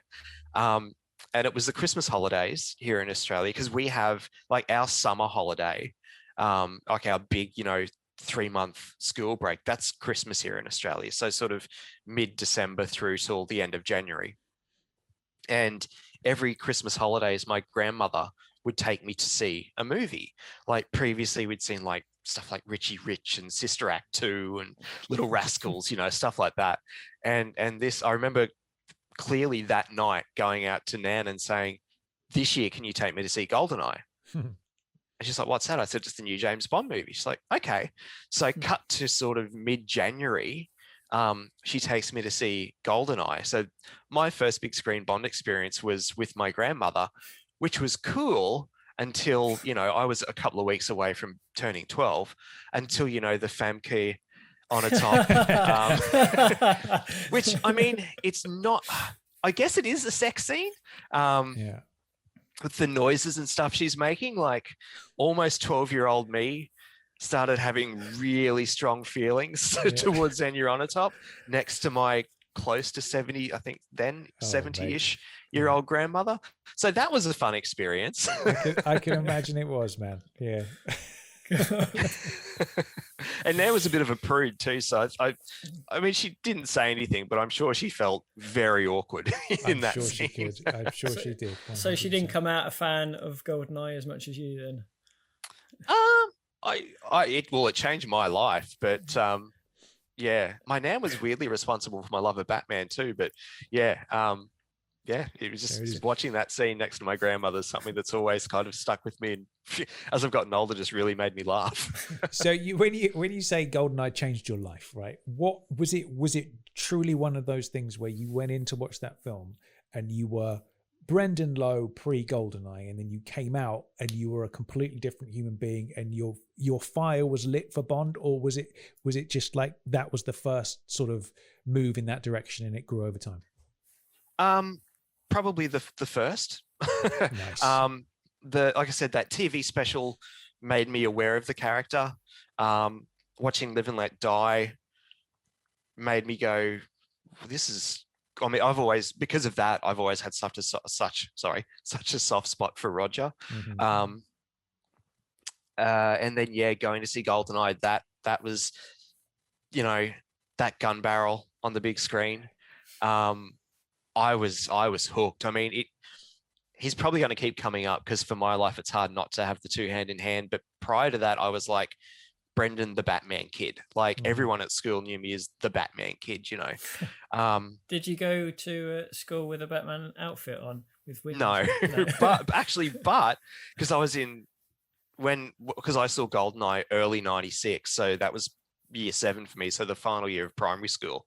That year I was like the Batman and Bond kid. Nice. And they only ever did it twice. My school did like a fancy dress ball on a Saturday night, one Saturday night a year. And in 95, because it was peak Batman Forever, I went as Batman and my friend went as Robin. And then in 96, I rented a little tux and I went as Bond, but I went specifically as Roger Moore Bond. I like that. Nice. All right, cool. Was it a flared tux? It wasn't. It wasn't. Okay. But no, it was just like the regular little tux, and I was a smaller kid too, so it was probably a very small tux. But nice. I can remember putting that thing on, and I'd watched GoldenEye earlier that day, as I did most days back then, and we had like a stereo hooked up to the television, so where you could record audio, and I recorded the music from the gun barrel. And when I put the tux on and came out of my room, I played that music and walked past my parents' bedroom where my mum was and did the turn and shoot. Nice. Very nice. I admire your dedication, man. That's a beautiful story. Okay, then, Brendan, on to question 2. What would you say is your favourite James Bond book? Without a doubt, Casino Royale. And what that is one it? That one I don't need to think about. Wow, that was no hesitancy there. What is it about Casino Royale that really gets you? Look, similar to GoldenEye in the way that it was my first. I hadn't long. This wasn't long after finishing primary school. So first year of high school now, so early 97, I went to the school library and just randomly saw they had like the Fleming books. And at that point, you know, I obviously knew there were books about Bond, but I knew Bond from the movies. And I did know Casino Royale was the first. And I just rented it from the library and started reading it. I remember we went away that weekend to the coast. I took it with me and I just read it. But my memory of that weekend at the coast is me just reading Casino Royale. And weirdly enough, there was a variety show that used to be on TV over here every Saturday night called Hey Hey It's Saturday. And Tina Turner was on that night. And even though the movie was, you know, a year and a half old at that point, she performed Goldeneye. And Mum took me to like a book exchange and I bought a few more Fleming books that weekend. But it all started with Casino Royale for me in the books. And it's just a great story. I mean, I don't need to tell you guys, it's just awesome. Like I still to this day, I still think it's the best Bond novel. Nice. All right. Although I will give a shout out, and it's actually weirdly what made me find you guys like 5-6 years ago now. I do want to give a massive shout out to the Young Bond novels though, because I didn't discover them till I was in my 20s. Mm-hmm. And I still like as a 20-year-old guy reading them, I loved them.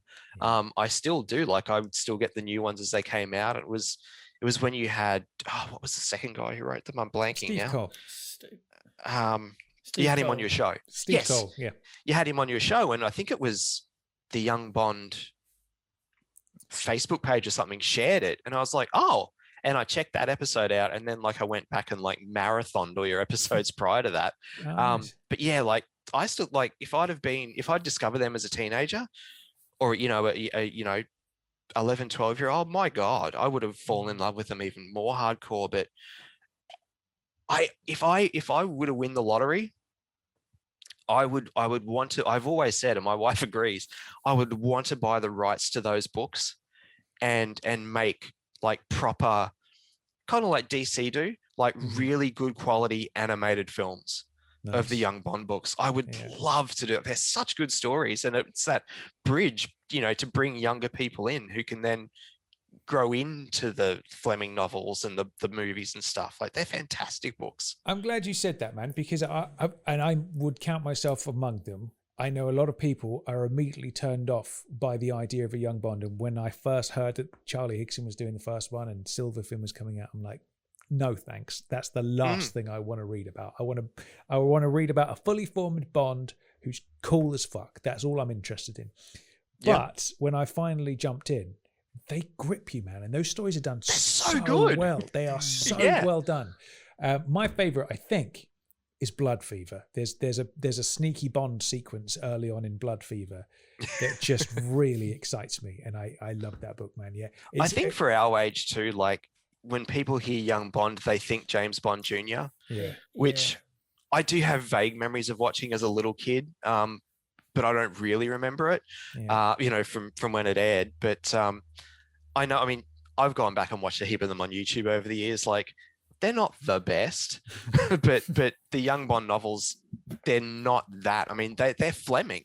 They're set in the Fleming world. They're set in the Fleming time frame. Like they're really friggin' good books. There's so many awesome little nuggets from the character that which we know about as fans, what it's going to develop into, like the gun and the car, like racing car and all this sort of stuff. And I agree with you. I think they're overlooked by a lot of people because they think... I don't think my wife has read a Fleming novel, but she has read all the Young Bond books. Ah, nice. That really pleases me. Yeah. I think the worry is, like, when I first heard the term Young Bond, before I knew what was going on, I had that like you say, James Bond Jr., I had the horrible fear that there would be like, he would be a mini spy and there was going to be a little kid Q and M would maybe be his school teacher. And I was like, that sounds horrific to me. But like you say, man, it's set within the Fleming time frame. So it's like, I love all those things that we in the Fleming world, we heard those stories of when he was kicked out of school for whatever and all that kind of stuff. And addresses all those things that those vague mentions of something that happened in Bond's childhood or whatever, they crop up in the Young Bond books.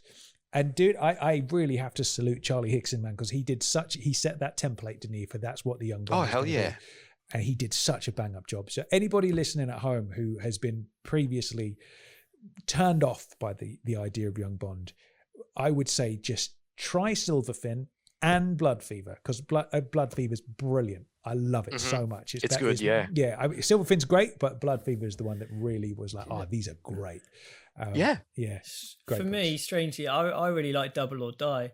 I think that's my favourite. Oh, By Royal Command is awesome as well. But then the Steve Cole ones are good as well. Yeah.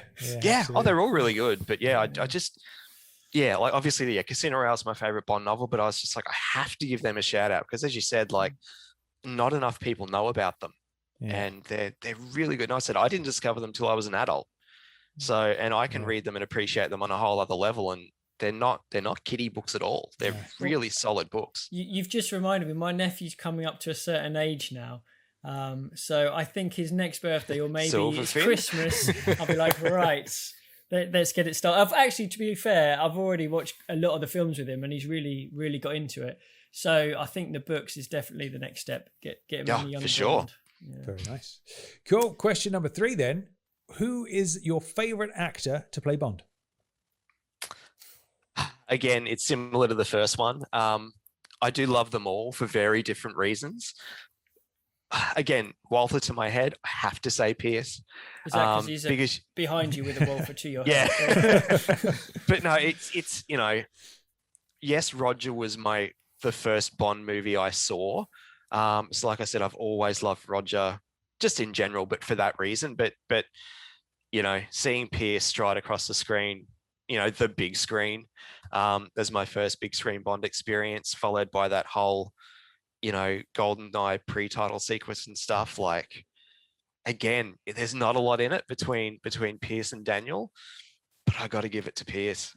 Yeah, man. What a fantastic gun barrel performance as well, man. Yeah. The best. Oh, yeah. He's the best. Right up there. Easily. Okay, then on to question number 4. Brendan, who is your favourite Bond girl? Solitaire. Very nice. And what is it about Solitaire you like, Brendan? Keep it clean. No.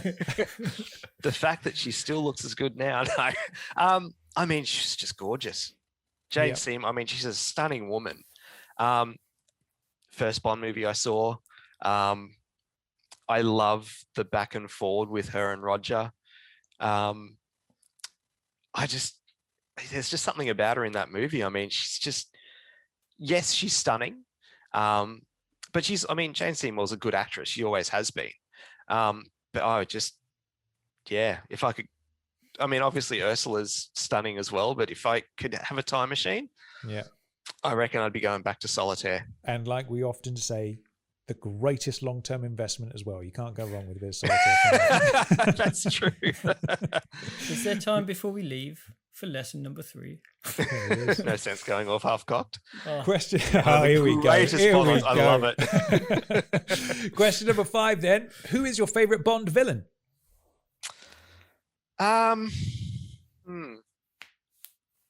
This one I do struggle with a little bit. I love Alec Trevelyan, obviously. Mm-hmm. A lot of this is going to come back to GoldenEye.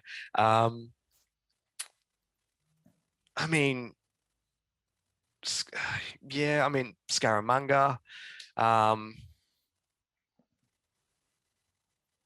Look, I'm thinking I'm going to have to land on Alec.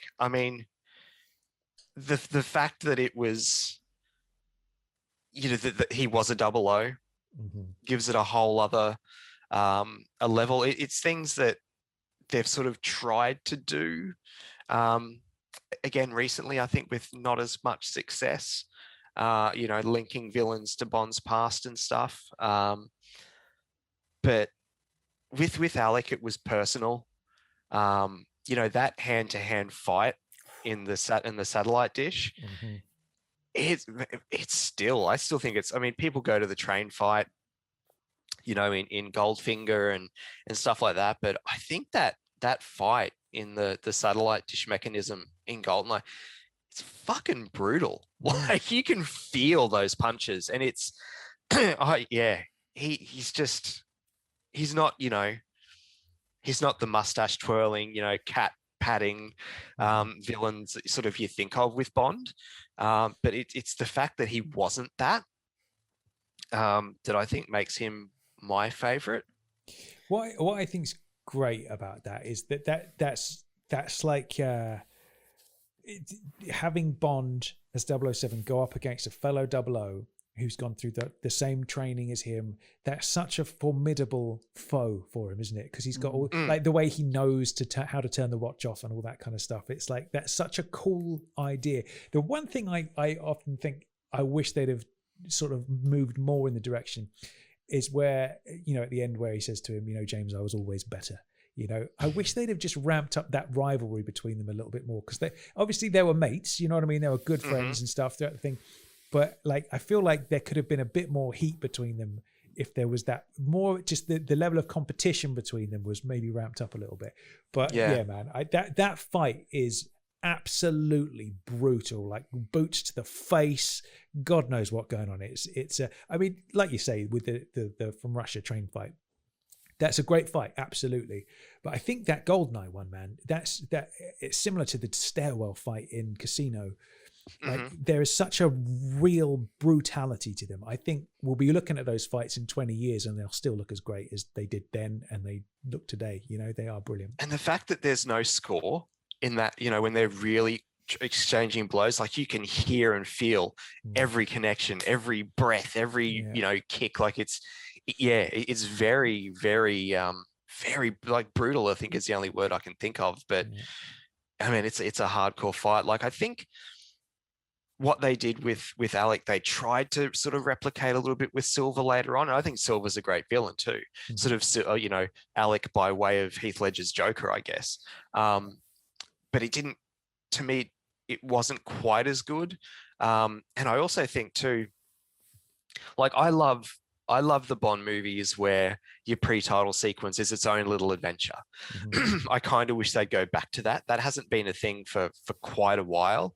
But I think GoldenEye 2 is one of the ones where the pre-title tying into the overall, the overall story of the movie, it's probably that done the best as well. Because you don't give Alec another thought, after that scene. You think, it's more about him going after Oromov as revenge for Alec. And then that twist happens and it was so genius. Yeah. And the other bit about that pre-title scene is the chemistry between Sean Bean and Pierce Brosnan in the pre-title scene as like mates is so good. And the way that it, when obviously when he first comes across Alec in the dark, the shadow, and he comes out and jumps out at him, that's brilliant. And all the one-liners about, close the door, Alec, there's a draft, or buy me a pint. Last call, buy me a pint and all. I just think it is that sort of set up their friendship really well. But yeah. It's my favorite pre-title sequence. Tomorrow Never Dies is actually really close second. I love that pre-title sequence, but everything about it, I mean, I know, and you guys do it too, and rightfully so. The score for GoldenEye isn't great, and it gets shat on all the time, and deservedly so, like I said, but I will always defend the GoldenEye Overture. I think it's great. I love that piece of music. It fits that scene so well. You love Sneaky Bond. Like, to me, that music is the soundtrack for Sneaky Bond. And I also love hearing sort of the James Bond theme done on percussion for something different. Like, for some reason, that always really struck me as like, that's really cool. Like, no one had done that before. The rest of the soundtrack's utter shit. I will give you that, but I will always defend the GoldenEye Overture. I reckon it's great. Fair play. I tell you, it must be said, like the GoldenEye score is, as much as I dislike it, it does make it is so different and unique that you can appreciate it from that angle, that it does make GoldenEye stand out amongst the other Bond films. Yeah, absolutely. What I would give to hear a John Barry or a David Arnold score to that movie, man. Because I love the film as it is. And it's just like, that's my one complaint is I would just, if you imagine if we'd have got like, if John Barry had gone out on GoldenEye instead of Daylights, you know what I mean? Just, my God, how much that would just elevate it even more. But what a movie. Well, speaking of music, seamlessly rolling on to the next question, Brendan. Question number 6 is, what is your favourite Bond theme song? I'm going to sound like such a broken record here. But it's a good one. It is a good one. But it's Tina with GoldenEye. Nice. Whenever I think of Bond themes, I think of that chemical plant exploding, the plane coming overhead, and then the dun dun dun dun dun. Like that to me, I still all these years later, like that gives me goosebumps. I think it was great for the time, but I still think it just, I don't know. To me, it's a classic Bond song. I mean, there are others like, Nobody Does It Better. I adore. I really love Skyfall. I love You Know My Name. But I mean, to me, GoldenEye, I think it's just a quintessential. And to have Tina Turner do it, like kind of you could argue almost like the Shirley Bassey of the 80s and 90s. Mm-hmm. It's a great, great Bond theme. I tell you what, man, you just took the words right out of my mouth. It just, when that fucking thing kicks in after the explosion and the plane's just going up, bling, bling, bling, bling. I just can't not just lose it. I love it's just so perfect. And what I also love about it is the way into the theme song is brilliant, but also the way out of the theme song is also spot on. Yep. It's like you get that ding, ding, ding, ding, in through a gun barrel. And do you remember how amazing it was to see the DB5 for the first time since Thunderball back then? Yeah. How amazing that was. Because I was sort of new and I hadn't watched all the old Bonds at that point, I didn't get the significance of that yet. I obviously grew to appreciate it not long after. But I could only imagine being in a cinema in 95, having the history and coming out of that gun barrel and seeing the DB5. That would have been amazing, Dude, as well, what I love about that, right, is just the sequence of events. You've just had a badass pre-title sequence, an amazing Bond song, and then you come straight out of the title sequence into Bond burning through the French countryside in a DB5, which we hadn't seen since Thunderball, and he's in prime lover man mode, man. Oh yeah. Flips open the console, there's his bottle of champers. I'm like, I've missed this Bond so much. It is, and I continue to miss him as much as I love Daniel, and I probably love Spectre. That when I saw GoldenEye on the screen again in December, I was like, oh man, I've missed this flavor of Bond, man. I really have. It really brings a smile to my face. I do hope they kind of go back to it after Daniel. Like and I really want to see more the one and done adventures as well. Like I appreciate what they've been doing with Daniel. I love those movies. I've been a defender of Quantum of Solace since the day I saw it. I thought it was great. But I kind of, and it's at the point too where even for people like us who sort of grew up in the, I was born in 84, so I kind of, grew up and came of age in the 90s. Enough time has passed now that the Pierce Bond is nostalgic. So, if you sort of go back to that, the people who came in with GoldenEye and Tomorrow Never Dies and stuff, it's going to be a hit of nostalgia for them that hasn't been around for close to 20 years, 25 years. Dude, you need to hook up with Paul Jameson. He's a fellow. Do you know him? Have you been in touch with him at all? He's a fellow JBR listener in Melbourne. But he rings a bell. Yes. Yeah, dude, he's a quantum lover as well, and I think Paul feels like he's out on a limb on his own as a quantum lover. So you two should get to know each other, because I remember seeing it. People are like, but the plot was water, and I'm like, yes. Like, did you watch the movie? Substance that makes so much sense. But in the opera scene, it's actually my wife. My wife is actually a professional opera singer, and she did a production of Tosca 2 years ago now, and ever since that movie came out, whenever Tosca comes up, I just look at her and go, it's not for everybody. And I was like, I went to, when I went to see it, I was like, can I please wear a tux, and can I please watch it from up in, above the stage, and just like, but the whole night, when she came out, she said, did you like it? I was like, it was good, but it's not for everybody. I bet she loves that. Nice. Yeah, she did. She knew it was coming though. Cool. Question number 007. What is your favorite Bond location? One that you've seen and potentially visited, or one that you would like to visit the most? I have not knowingly ever been to any Bond locations. Like I've been to LA a couple of times. I've been to New York. I didn't, it's really weird, at the time I didn't think to sort of seek any of these locations out. I should have, particularly in New York and stuff. But I mean, I'd love to go to the Bahamas. I'd love to go to Jamaica. Would you like Bond to come to Australia? Bit of a silly question, but obviously if he did, what location do you think would be best for Bond if they came to Australia? It's funny, back in like early 2001, I didn't see it at the cinema, but I saw Mission Impossible 2 when it first came out on video.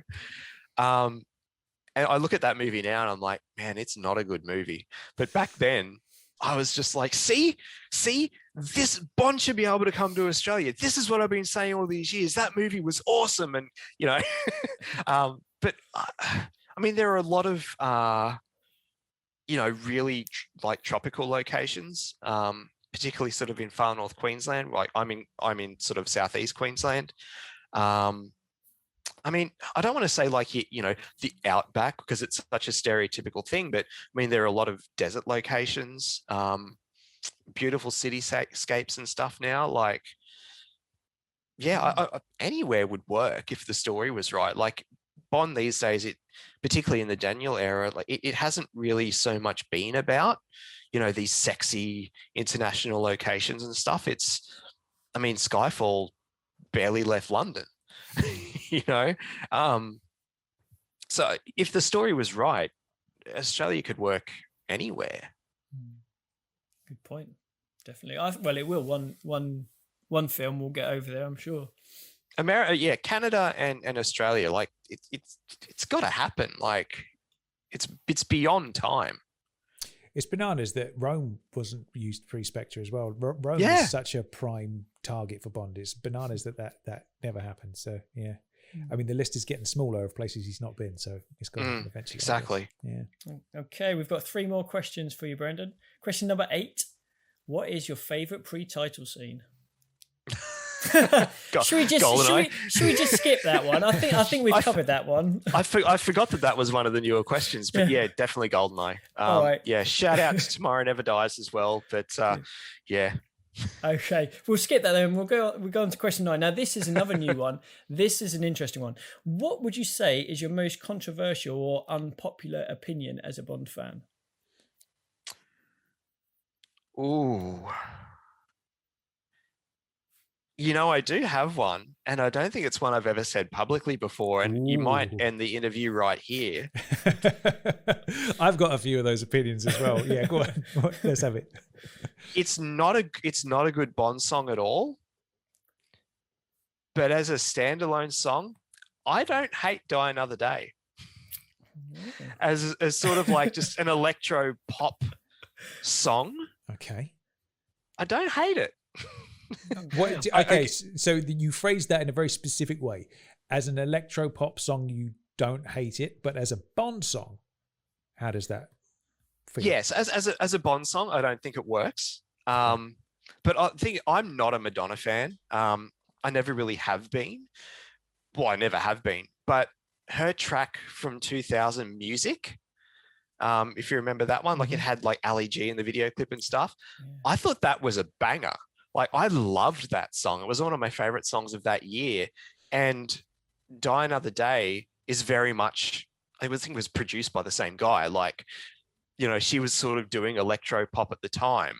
Mm-hmm. And I thought Die Another Day, comparable to Music and stuff, I thought it was a cool song, but it's not a Bond song.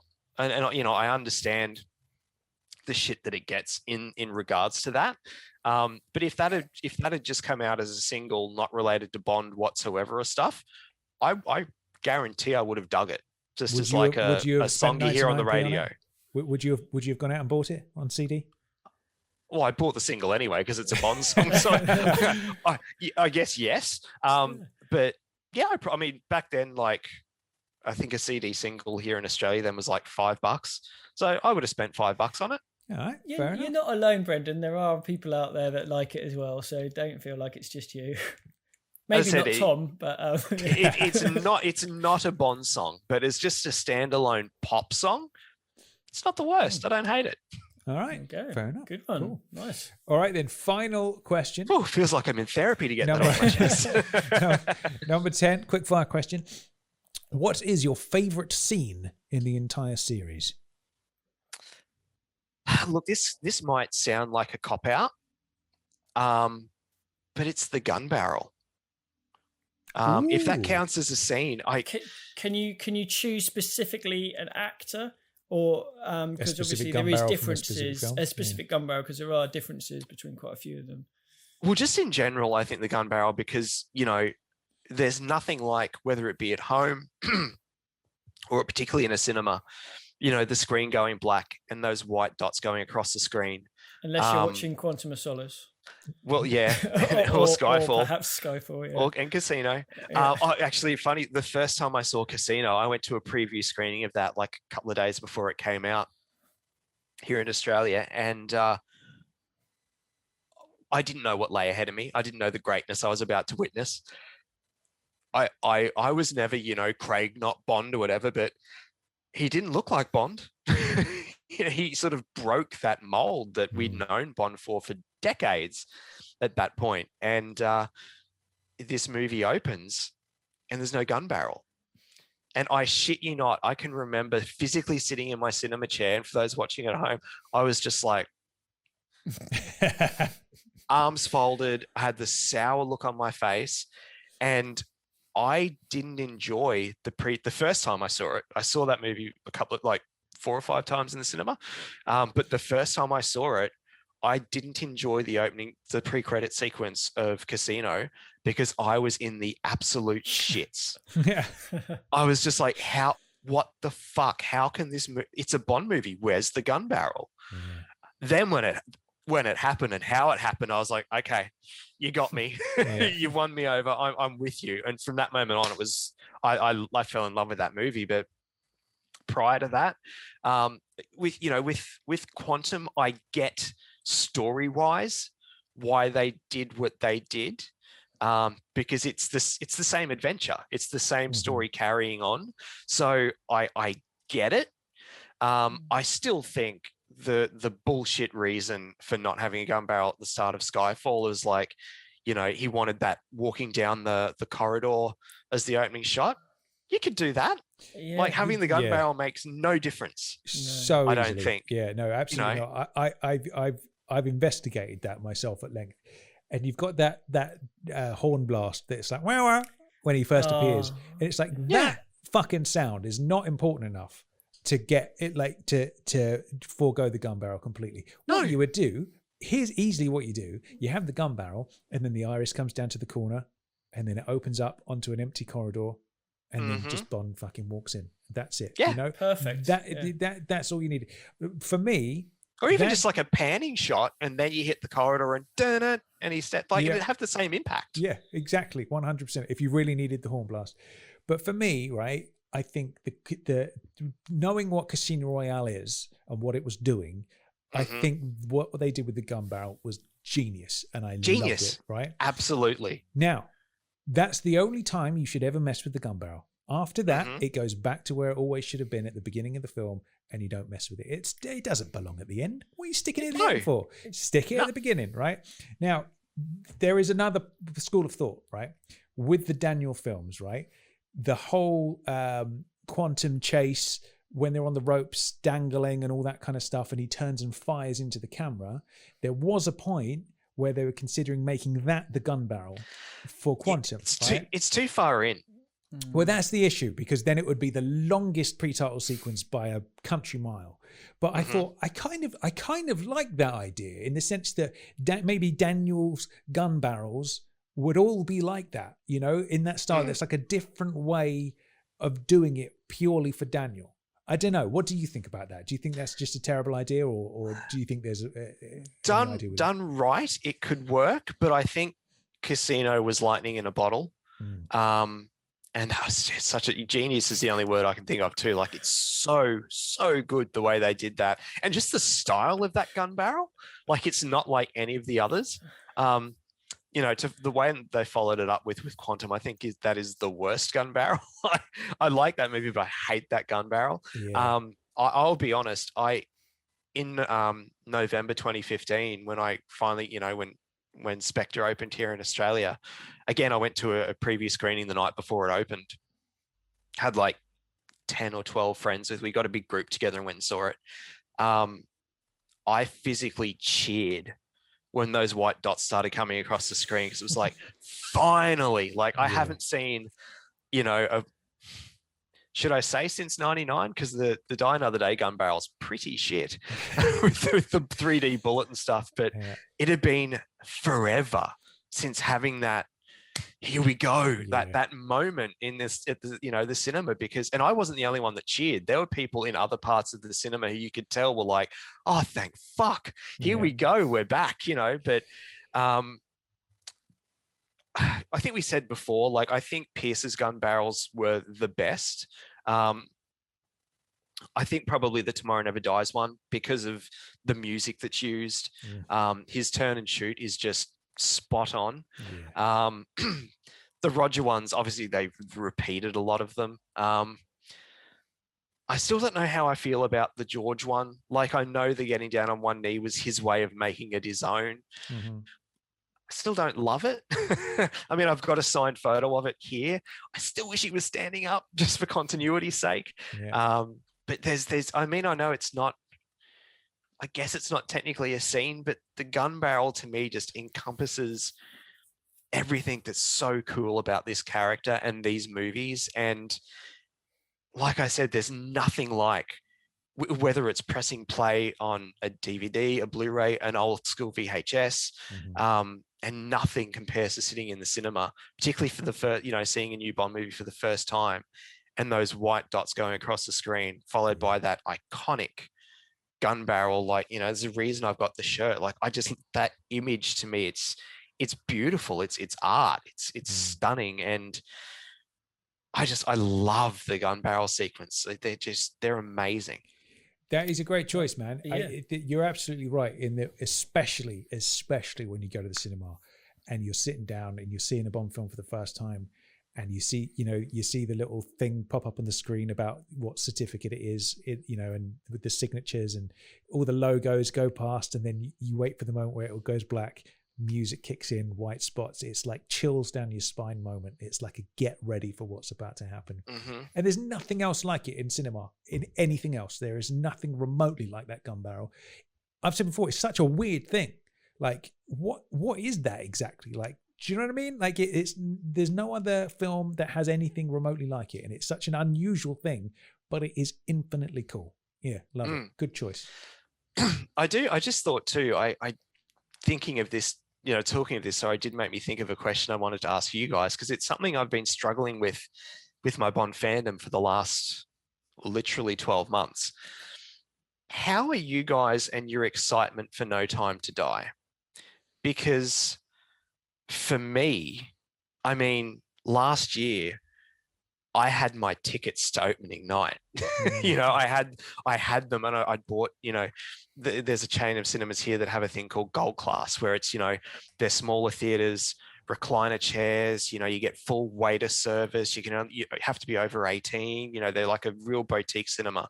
You know, that I have been so excited for this movie for so long, and on the cusp of seeing it so many times, to just have the rug pulled out. And look, I get it. I totally understand why, but it's sort of at the point now where I'm not kind of allowing myself to get excited for it anymore, because I just feel like I'm going to get fucked over again and just be disappointed.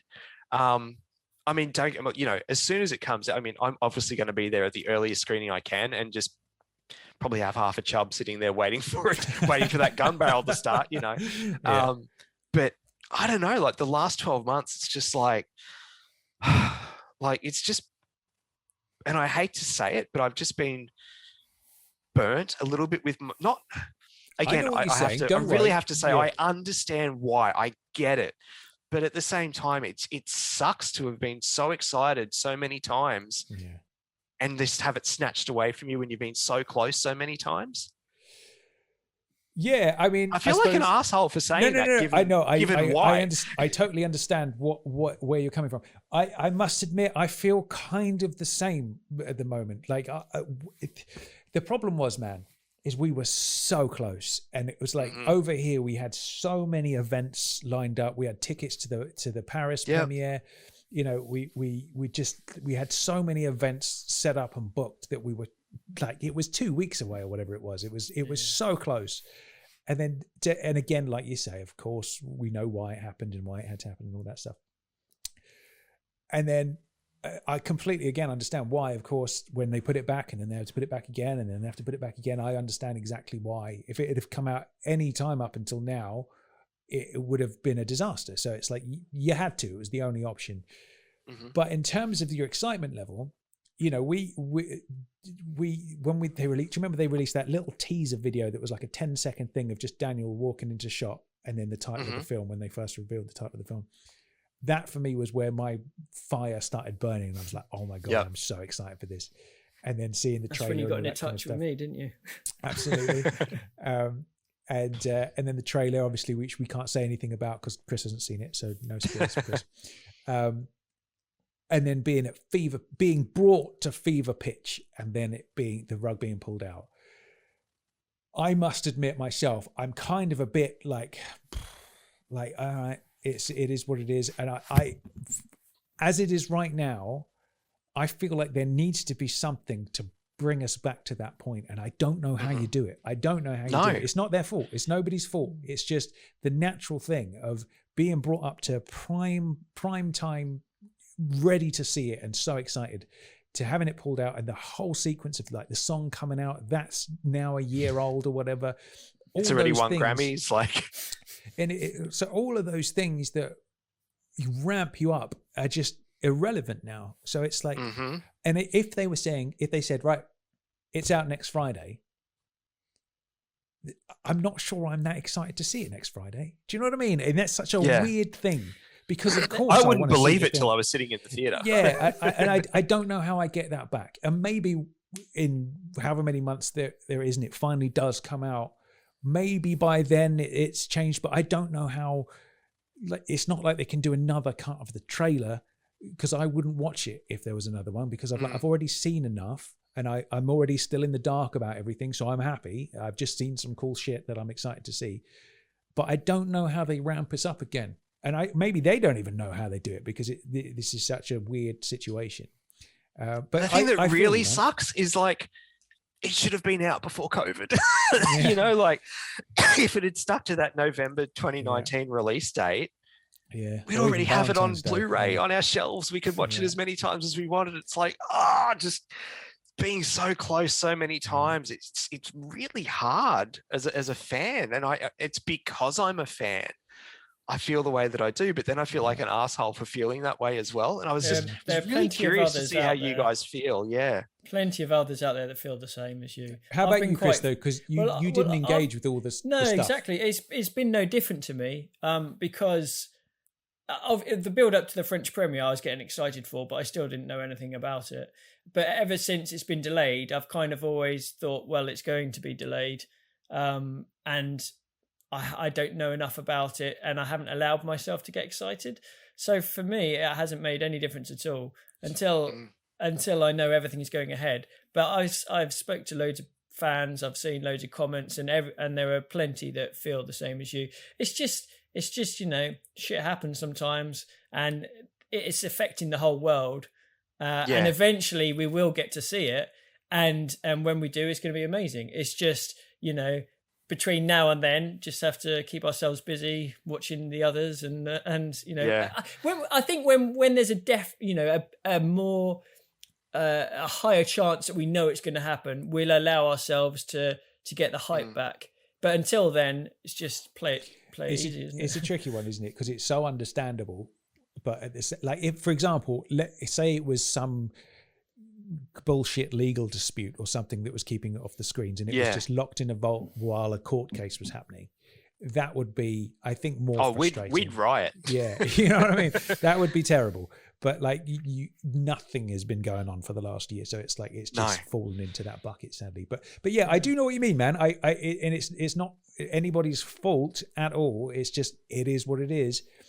But I totally understand. It's like I don't know how that usual launch process to get us all at fever pitch. It's like, how do you light that fire again? I just don't know how you do it. I can laugh about it too. Like, I mean, there's a movie group that I'm in online that I've been in for years, and like one of the guys in there posted a photo a couple of months ago. Like my wife, we're almost 38 weeks pregnant. Like we could have the baby any day now. Oh, congrats. We're having a son and everything, so we know that. But like my friend Julian from this movie group posted a photo of this like old man with like a 40-year-old guy next to him in the cinema, like pointing to the screen and stuff, and it's like Brendan attending the premiere of No Time to Die with his son. And then a couple of weeks ago, I mean, you know, RIP, but that photo of Prince Philip leaving hospital where he, you know, just looks so old and disheveled, and they posted out like Brendan on his way to see No Time to Die for the first time. It's just like, very funny, guys. Yeah, but it's almost like that. Well, it feels like that anyway. What do you think then? Throw your hat into the ring, or whatever the term is. Do you think the current release date is going to stick, or do you think we're going to lose it again? See, this is another tricky one, and this is where I know I do come across as selfish. But for the most part here in Australia, we've been able to go to the cinemas since like last August, September.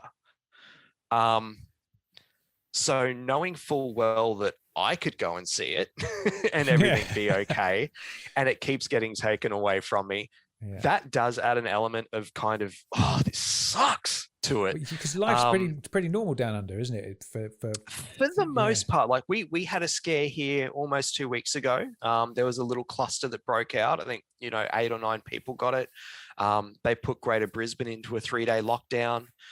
We're back to having to wear masks everywhere up until the 15th. They're going to sort of reassess that and see. But like sporting venues and theaters and stuff like that, like it's been full capacity for months. Wow. Particularly, here for the most part, all of Australia, but here in Queensland and stuff, like,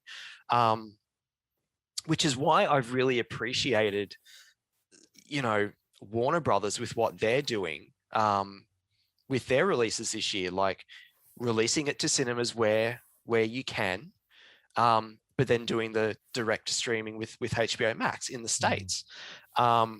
I like that, the fact that sort of they're a studio who, for as many random and wrong decisions that they make, have gone, we have all these movies sitting here.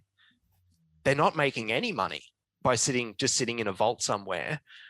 If we can get as many eyes on them as possible, because I've had this discussion with other people too. And when things, I say back to normal in inverted commas, studios have all these movies just sitting there. And my analogy is it's like a runway with all these planes circling.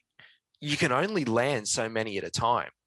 And they can't just dump them in cinemas all at once because they're just cutting into their own profit share. They're not going to make money doing it that way either. I do like that Warner Brothers has sort of taken a gamble, and, their big movies like, Wonder Woman and Godzilla versus Kong and stuff like that. And, the rest of their slate for this year, I'm able to go and see them at the theater, and I'll give them my money, I do understand for a movie like Bond, particularly for the UK and Europe and stuff, like you guys always get it that, sometimes a month earlier than I do here in Australia. It's still funny how they stagger the Bond releases, particularly in this day and age. You think they'd do day and date worldwide, but yeah, like I wouldn't be opposed to them going, hey, we can't delay this thing anymore. Like come September this year, for example, when it's September here in Australia. I can't remember what it is for you guys. And if they need to delay it again, I wouldn't be opposed to going, you know what? We've delayed this movie for almost 2 years straight. We need to move on and, you know, start producing the next Bond film and stuff like that. We're going to release it to cinemas where people can go and see it. And if you can see it safely, do it. But it's going to be on Netflix, or it's going to be just, you know, on your video on demand services where you still have to pay $30 or $40 to watch it. And, you know, go round to a mate's house with a massive screen, or rent out a theater and do it safely and stuff like that. But I do think if it comes to September, October this year, I really think they have to make a call and either just put it out or question mark, you know, because or delay again. Yeah, because it's getting to the point where it's kind of ridiculous now. But hopefully, and I know we're focused on a movie, which in the scheme of things in the world and COVID isn't that important. I get it. I do understand putting it into perspective. It's not that big a deal. Mm-hmm. But as a diehard Bond fan, the last 18 months have been really hard. Yeah, man. Well, what a shitty situation all around, isn't it? It's like, what do you do in that situation with all that money kind of tied up in it? You know, it's because, you know, normal might never be normal again. Don't say that, Brendan. Come on, Brendan. Well, but you know, being realistically, like they keep delaying it for this thing that who knows if it's going to happen, let alone when. Yeah. You know, fingers crossed, obviously. I'm an optimistic person, but I'm also realistic. And it's just like, how long can you keep delaying this thing? And because it will get to the point, sadly, where people may lose interest. Yeah, well, I suppose only time will tell, man. And if they do delay it again, it will literally be 2 years since the original. Yeah, and you don't want it to get lost in the noise of all these other big movies that are going to get dumped out once, again, I say, hopefully, quote unquote, things go back to normal, whatever that's going to be. Be interesting times, I think. Absolutely. Only time will tell, Brendan. Cool stuff. Well, sorry, Tommy. Yeah, no, I was just going to say, it's been a wicked interview. We've gone through so much. It's been like... yeah, it's probably been on for too long, so I do apologise. No, not at all. No, I like this new way of the extra couple of questions we got in there, which is really cool. But yeah, it opens up a debate. But I think there are loads of fans out there that feel the same as the three of us. Really. My deep down hope is that there's a massive cultural renaissance afterwards, and it's just like everybody's getting out there enjoying life again, and it's just a whole like the roaring 20s again, you know what I mean? Everybody's out there doing all sorts of debaucherous stuff and enjoying life once again. You'd love that, wouldn't you? That's what I'm rooting for anyway. God damn it. Cool. Well, Brendan, thanks for joining us, man. And again, kudos for getting up so early, 4 o'clock in the morning your time. That's insane, man. But we really appreciate it. Just after 6 now, I can enjoy my Sunday. I've got another podcast to record in a couple of hours. I can enjoy my Sunday. Very nice. Cool. Is that a Batman podcast, or are you doing something else? What is it? It's a Batman podcast. Very nice. Cool. Do you want to give it? Is it something you host, or is it? It's my friend Andy in the States. I'm one of the 3 regular hosts on it. It's called Holy Backcast. I do have my own podcast as well called The Nightlight. Night as in dark night, but it's just more of a general pop culture podcast. But it's been on hiatus kind of since Christmas, just because buying a house and wife being pregnant and everything else.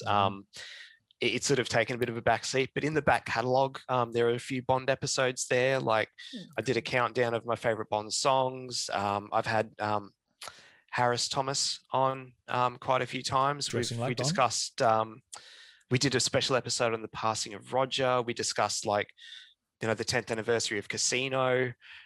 We did one where we compared sort of the status of the Bond franchise with Mission Impossible. Harris wasn't on this one, but I did one last November for the 25th anniversary of GoldenEye. So feel free to check them out, or don't, whatever. Yeah. But it's thenightlight.podbean.com. All right, sweet. For those ones, yeah. Very nice. Everybody at home, go and download some of those and have a listen. All right then, Brendan, thanks for joining us, mate. We will hopefully see you soon sometime. Cheers, guys. It's been a pleasure. Yeah, cool, been a lot of fun. Thanks, Brendan. Take care. Cool. Cheers, bud. See you guys. Bye. There we are. That was a good chat with Brendan, wasn't it? He Absolutely. Obviously is keen and very eager to get a bit of No Time to Die in his life, as is everyone. Yeah. But what's your take on it in terms of, obviously he was saying that Australia, that not as affected, COVID isn't a huge thing there. If it is, as soon as something shows up, they nip it in the bud straight away. Therefore, in terms of going to the cinema, they can do that and it's not too bad compared to a lot of other countries. If No Time to Die could be released to those countries that are able to go to the cinema, do you think he has a point, or is it the case that they'd have to do it like a blanket release to get all the money in, all the promotion, all the momentum? Because don't forget, I'm sure they'll try and do some sort of whistle-stop tours at various cities, which obviously if only a couple of them are opening, they won't be able to do that. So yeah, I think it's probably going to be a difficult one. Absolutely not. I'm putting my foot down. I feel, as much as Brendan will be pained to hear that, not that what I have to say has any value whatsoever to anybody, but I feel like when the time comes, unless it was staggered in, like they get it a week earlier or something like that, or a month, maybe tops. But I think, it's détente, comrade, isn't it? If they don't have it, we don't have it, and vice versa. That is about the best answer I think you could have given them. That's fantastic. Yeah, ultimately, I think what you have to consider is that you've got something that's potentially worth $1 billion sitting on that hard drive, right? And sticking it on a streaming service will devalue that, right? Doing staggered releases, a little bit over here, a little bit over there, A, it's going to get out on the piracy. B, you're never going to get that $1 billion back. So if it was you and I, Chris, and the family at home, right, and we'd all gone to the bank and like, right, I'm going to put 100 million in. Chris, you're going to put 100 million in, and so on, right? That's a lot of money. It feels like it. And then it'd be like, should we just stick this out to the fans and call it a loss, or shall we wait until the time is right when we could potentially make $1 billion from it? We'd all be like, well, let's fucking wait and see if we can make $1 billion from it, because it is business at the end of the day, isn't it? And I think that's what it all boils down to. As much as we all want to see the film, it's a money thing at the end of the day, isn't it? And it would, if there's any way of releasing it that would be convenient to us fans, home streaming or whatever, I understand the need, the desire for that. But at the same time, man, Bond more than ever needs to make a lot of money at the box office, not the box office, at the box office, man, because it's got a lot of competition these days, and the value of the brand has to be high. So you can't just fart it out onto a streaming service. You can't half-arse it, man. You've got to put it out at the right time so it boom towns, whether that's, September, October this year or not, who knows? Nobody does. But I feel like that's the only way. What are your thoughts on that? I completely agree with you, mate. I think the other aspect of it is we've been waiting so long. It's been delayed so much. There's no different to it being delayed last time. It's just it's going to eventually play, isn't it? It's just a matter of when it is. It is. But from a business point of view, obviously they want to make as much money as they can, and by sort of streaming it, they'll be missing out on so much, millions and millions. It is an interesting thought as well, isn't it, about the whole thing about the excitement level, because Brendan obviously mentioned it in our chat there, but he's not the only person who's been on who perhaps didn't say on the actual recording, who after we pressed stop on the recording were like, actually, I don't feel like I'm that excited about it anymore. You know, it seems to be a common feeling among the Bond fan community, isn't it? So it's going to be interesting to see how they do it, man. How they ramp things back up and get it back to fever pitch, if possible. Yeah, well, that's exactly it. Because I think if, say, October this year, whatever, September or whatever, if we're coming up to a date and it's still happening and the world, you know, lockdown is easing and it feels like it's going to happen, I think everyone can allow themselves to feel that little bit of excitement because, okay, it looks like now it's going to happen.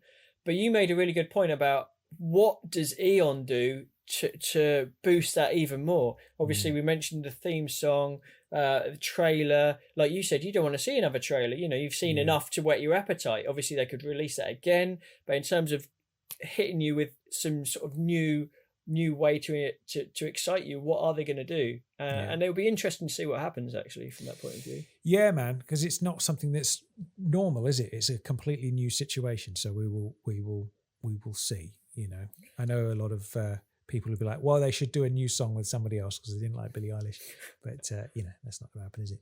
But yeah, it's going to be interesting to see what they pull out of the bag. I hope they've got some sort of different marketing things that they can do to get us excited. That's not just showing us more of the film or anything along those lines. But I don't even know if that is even possible. So I don't know.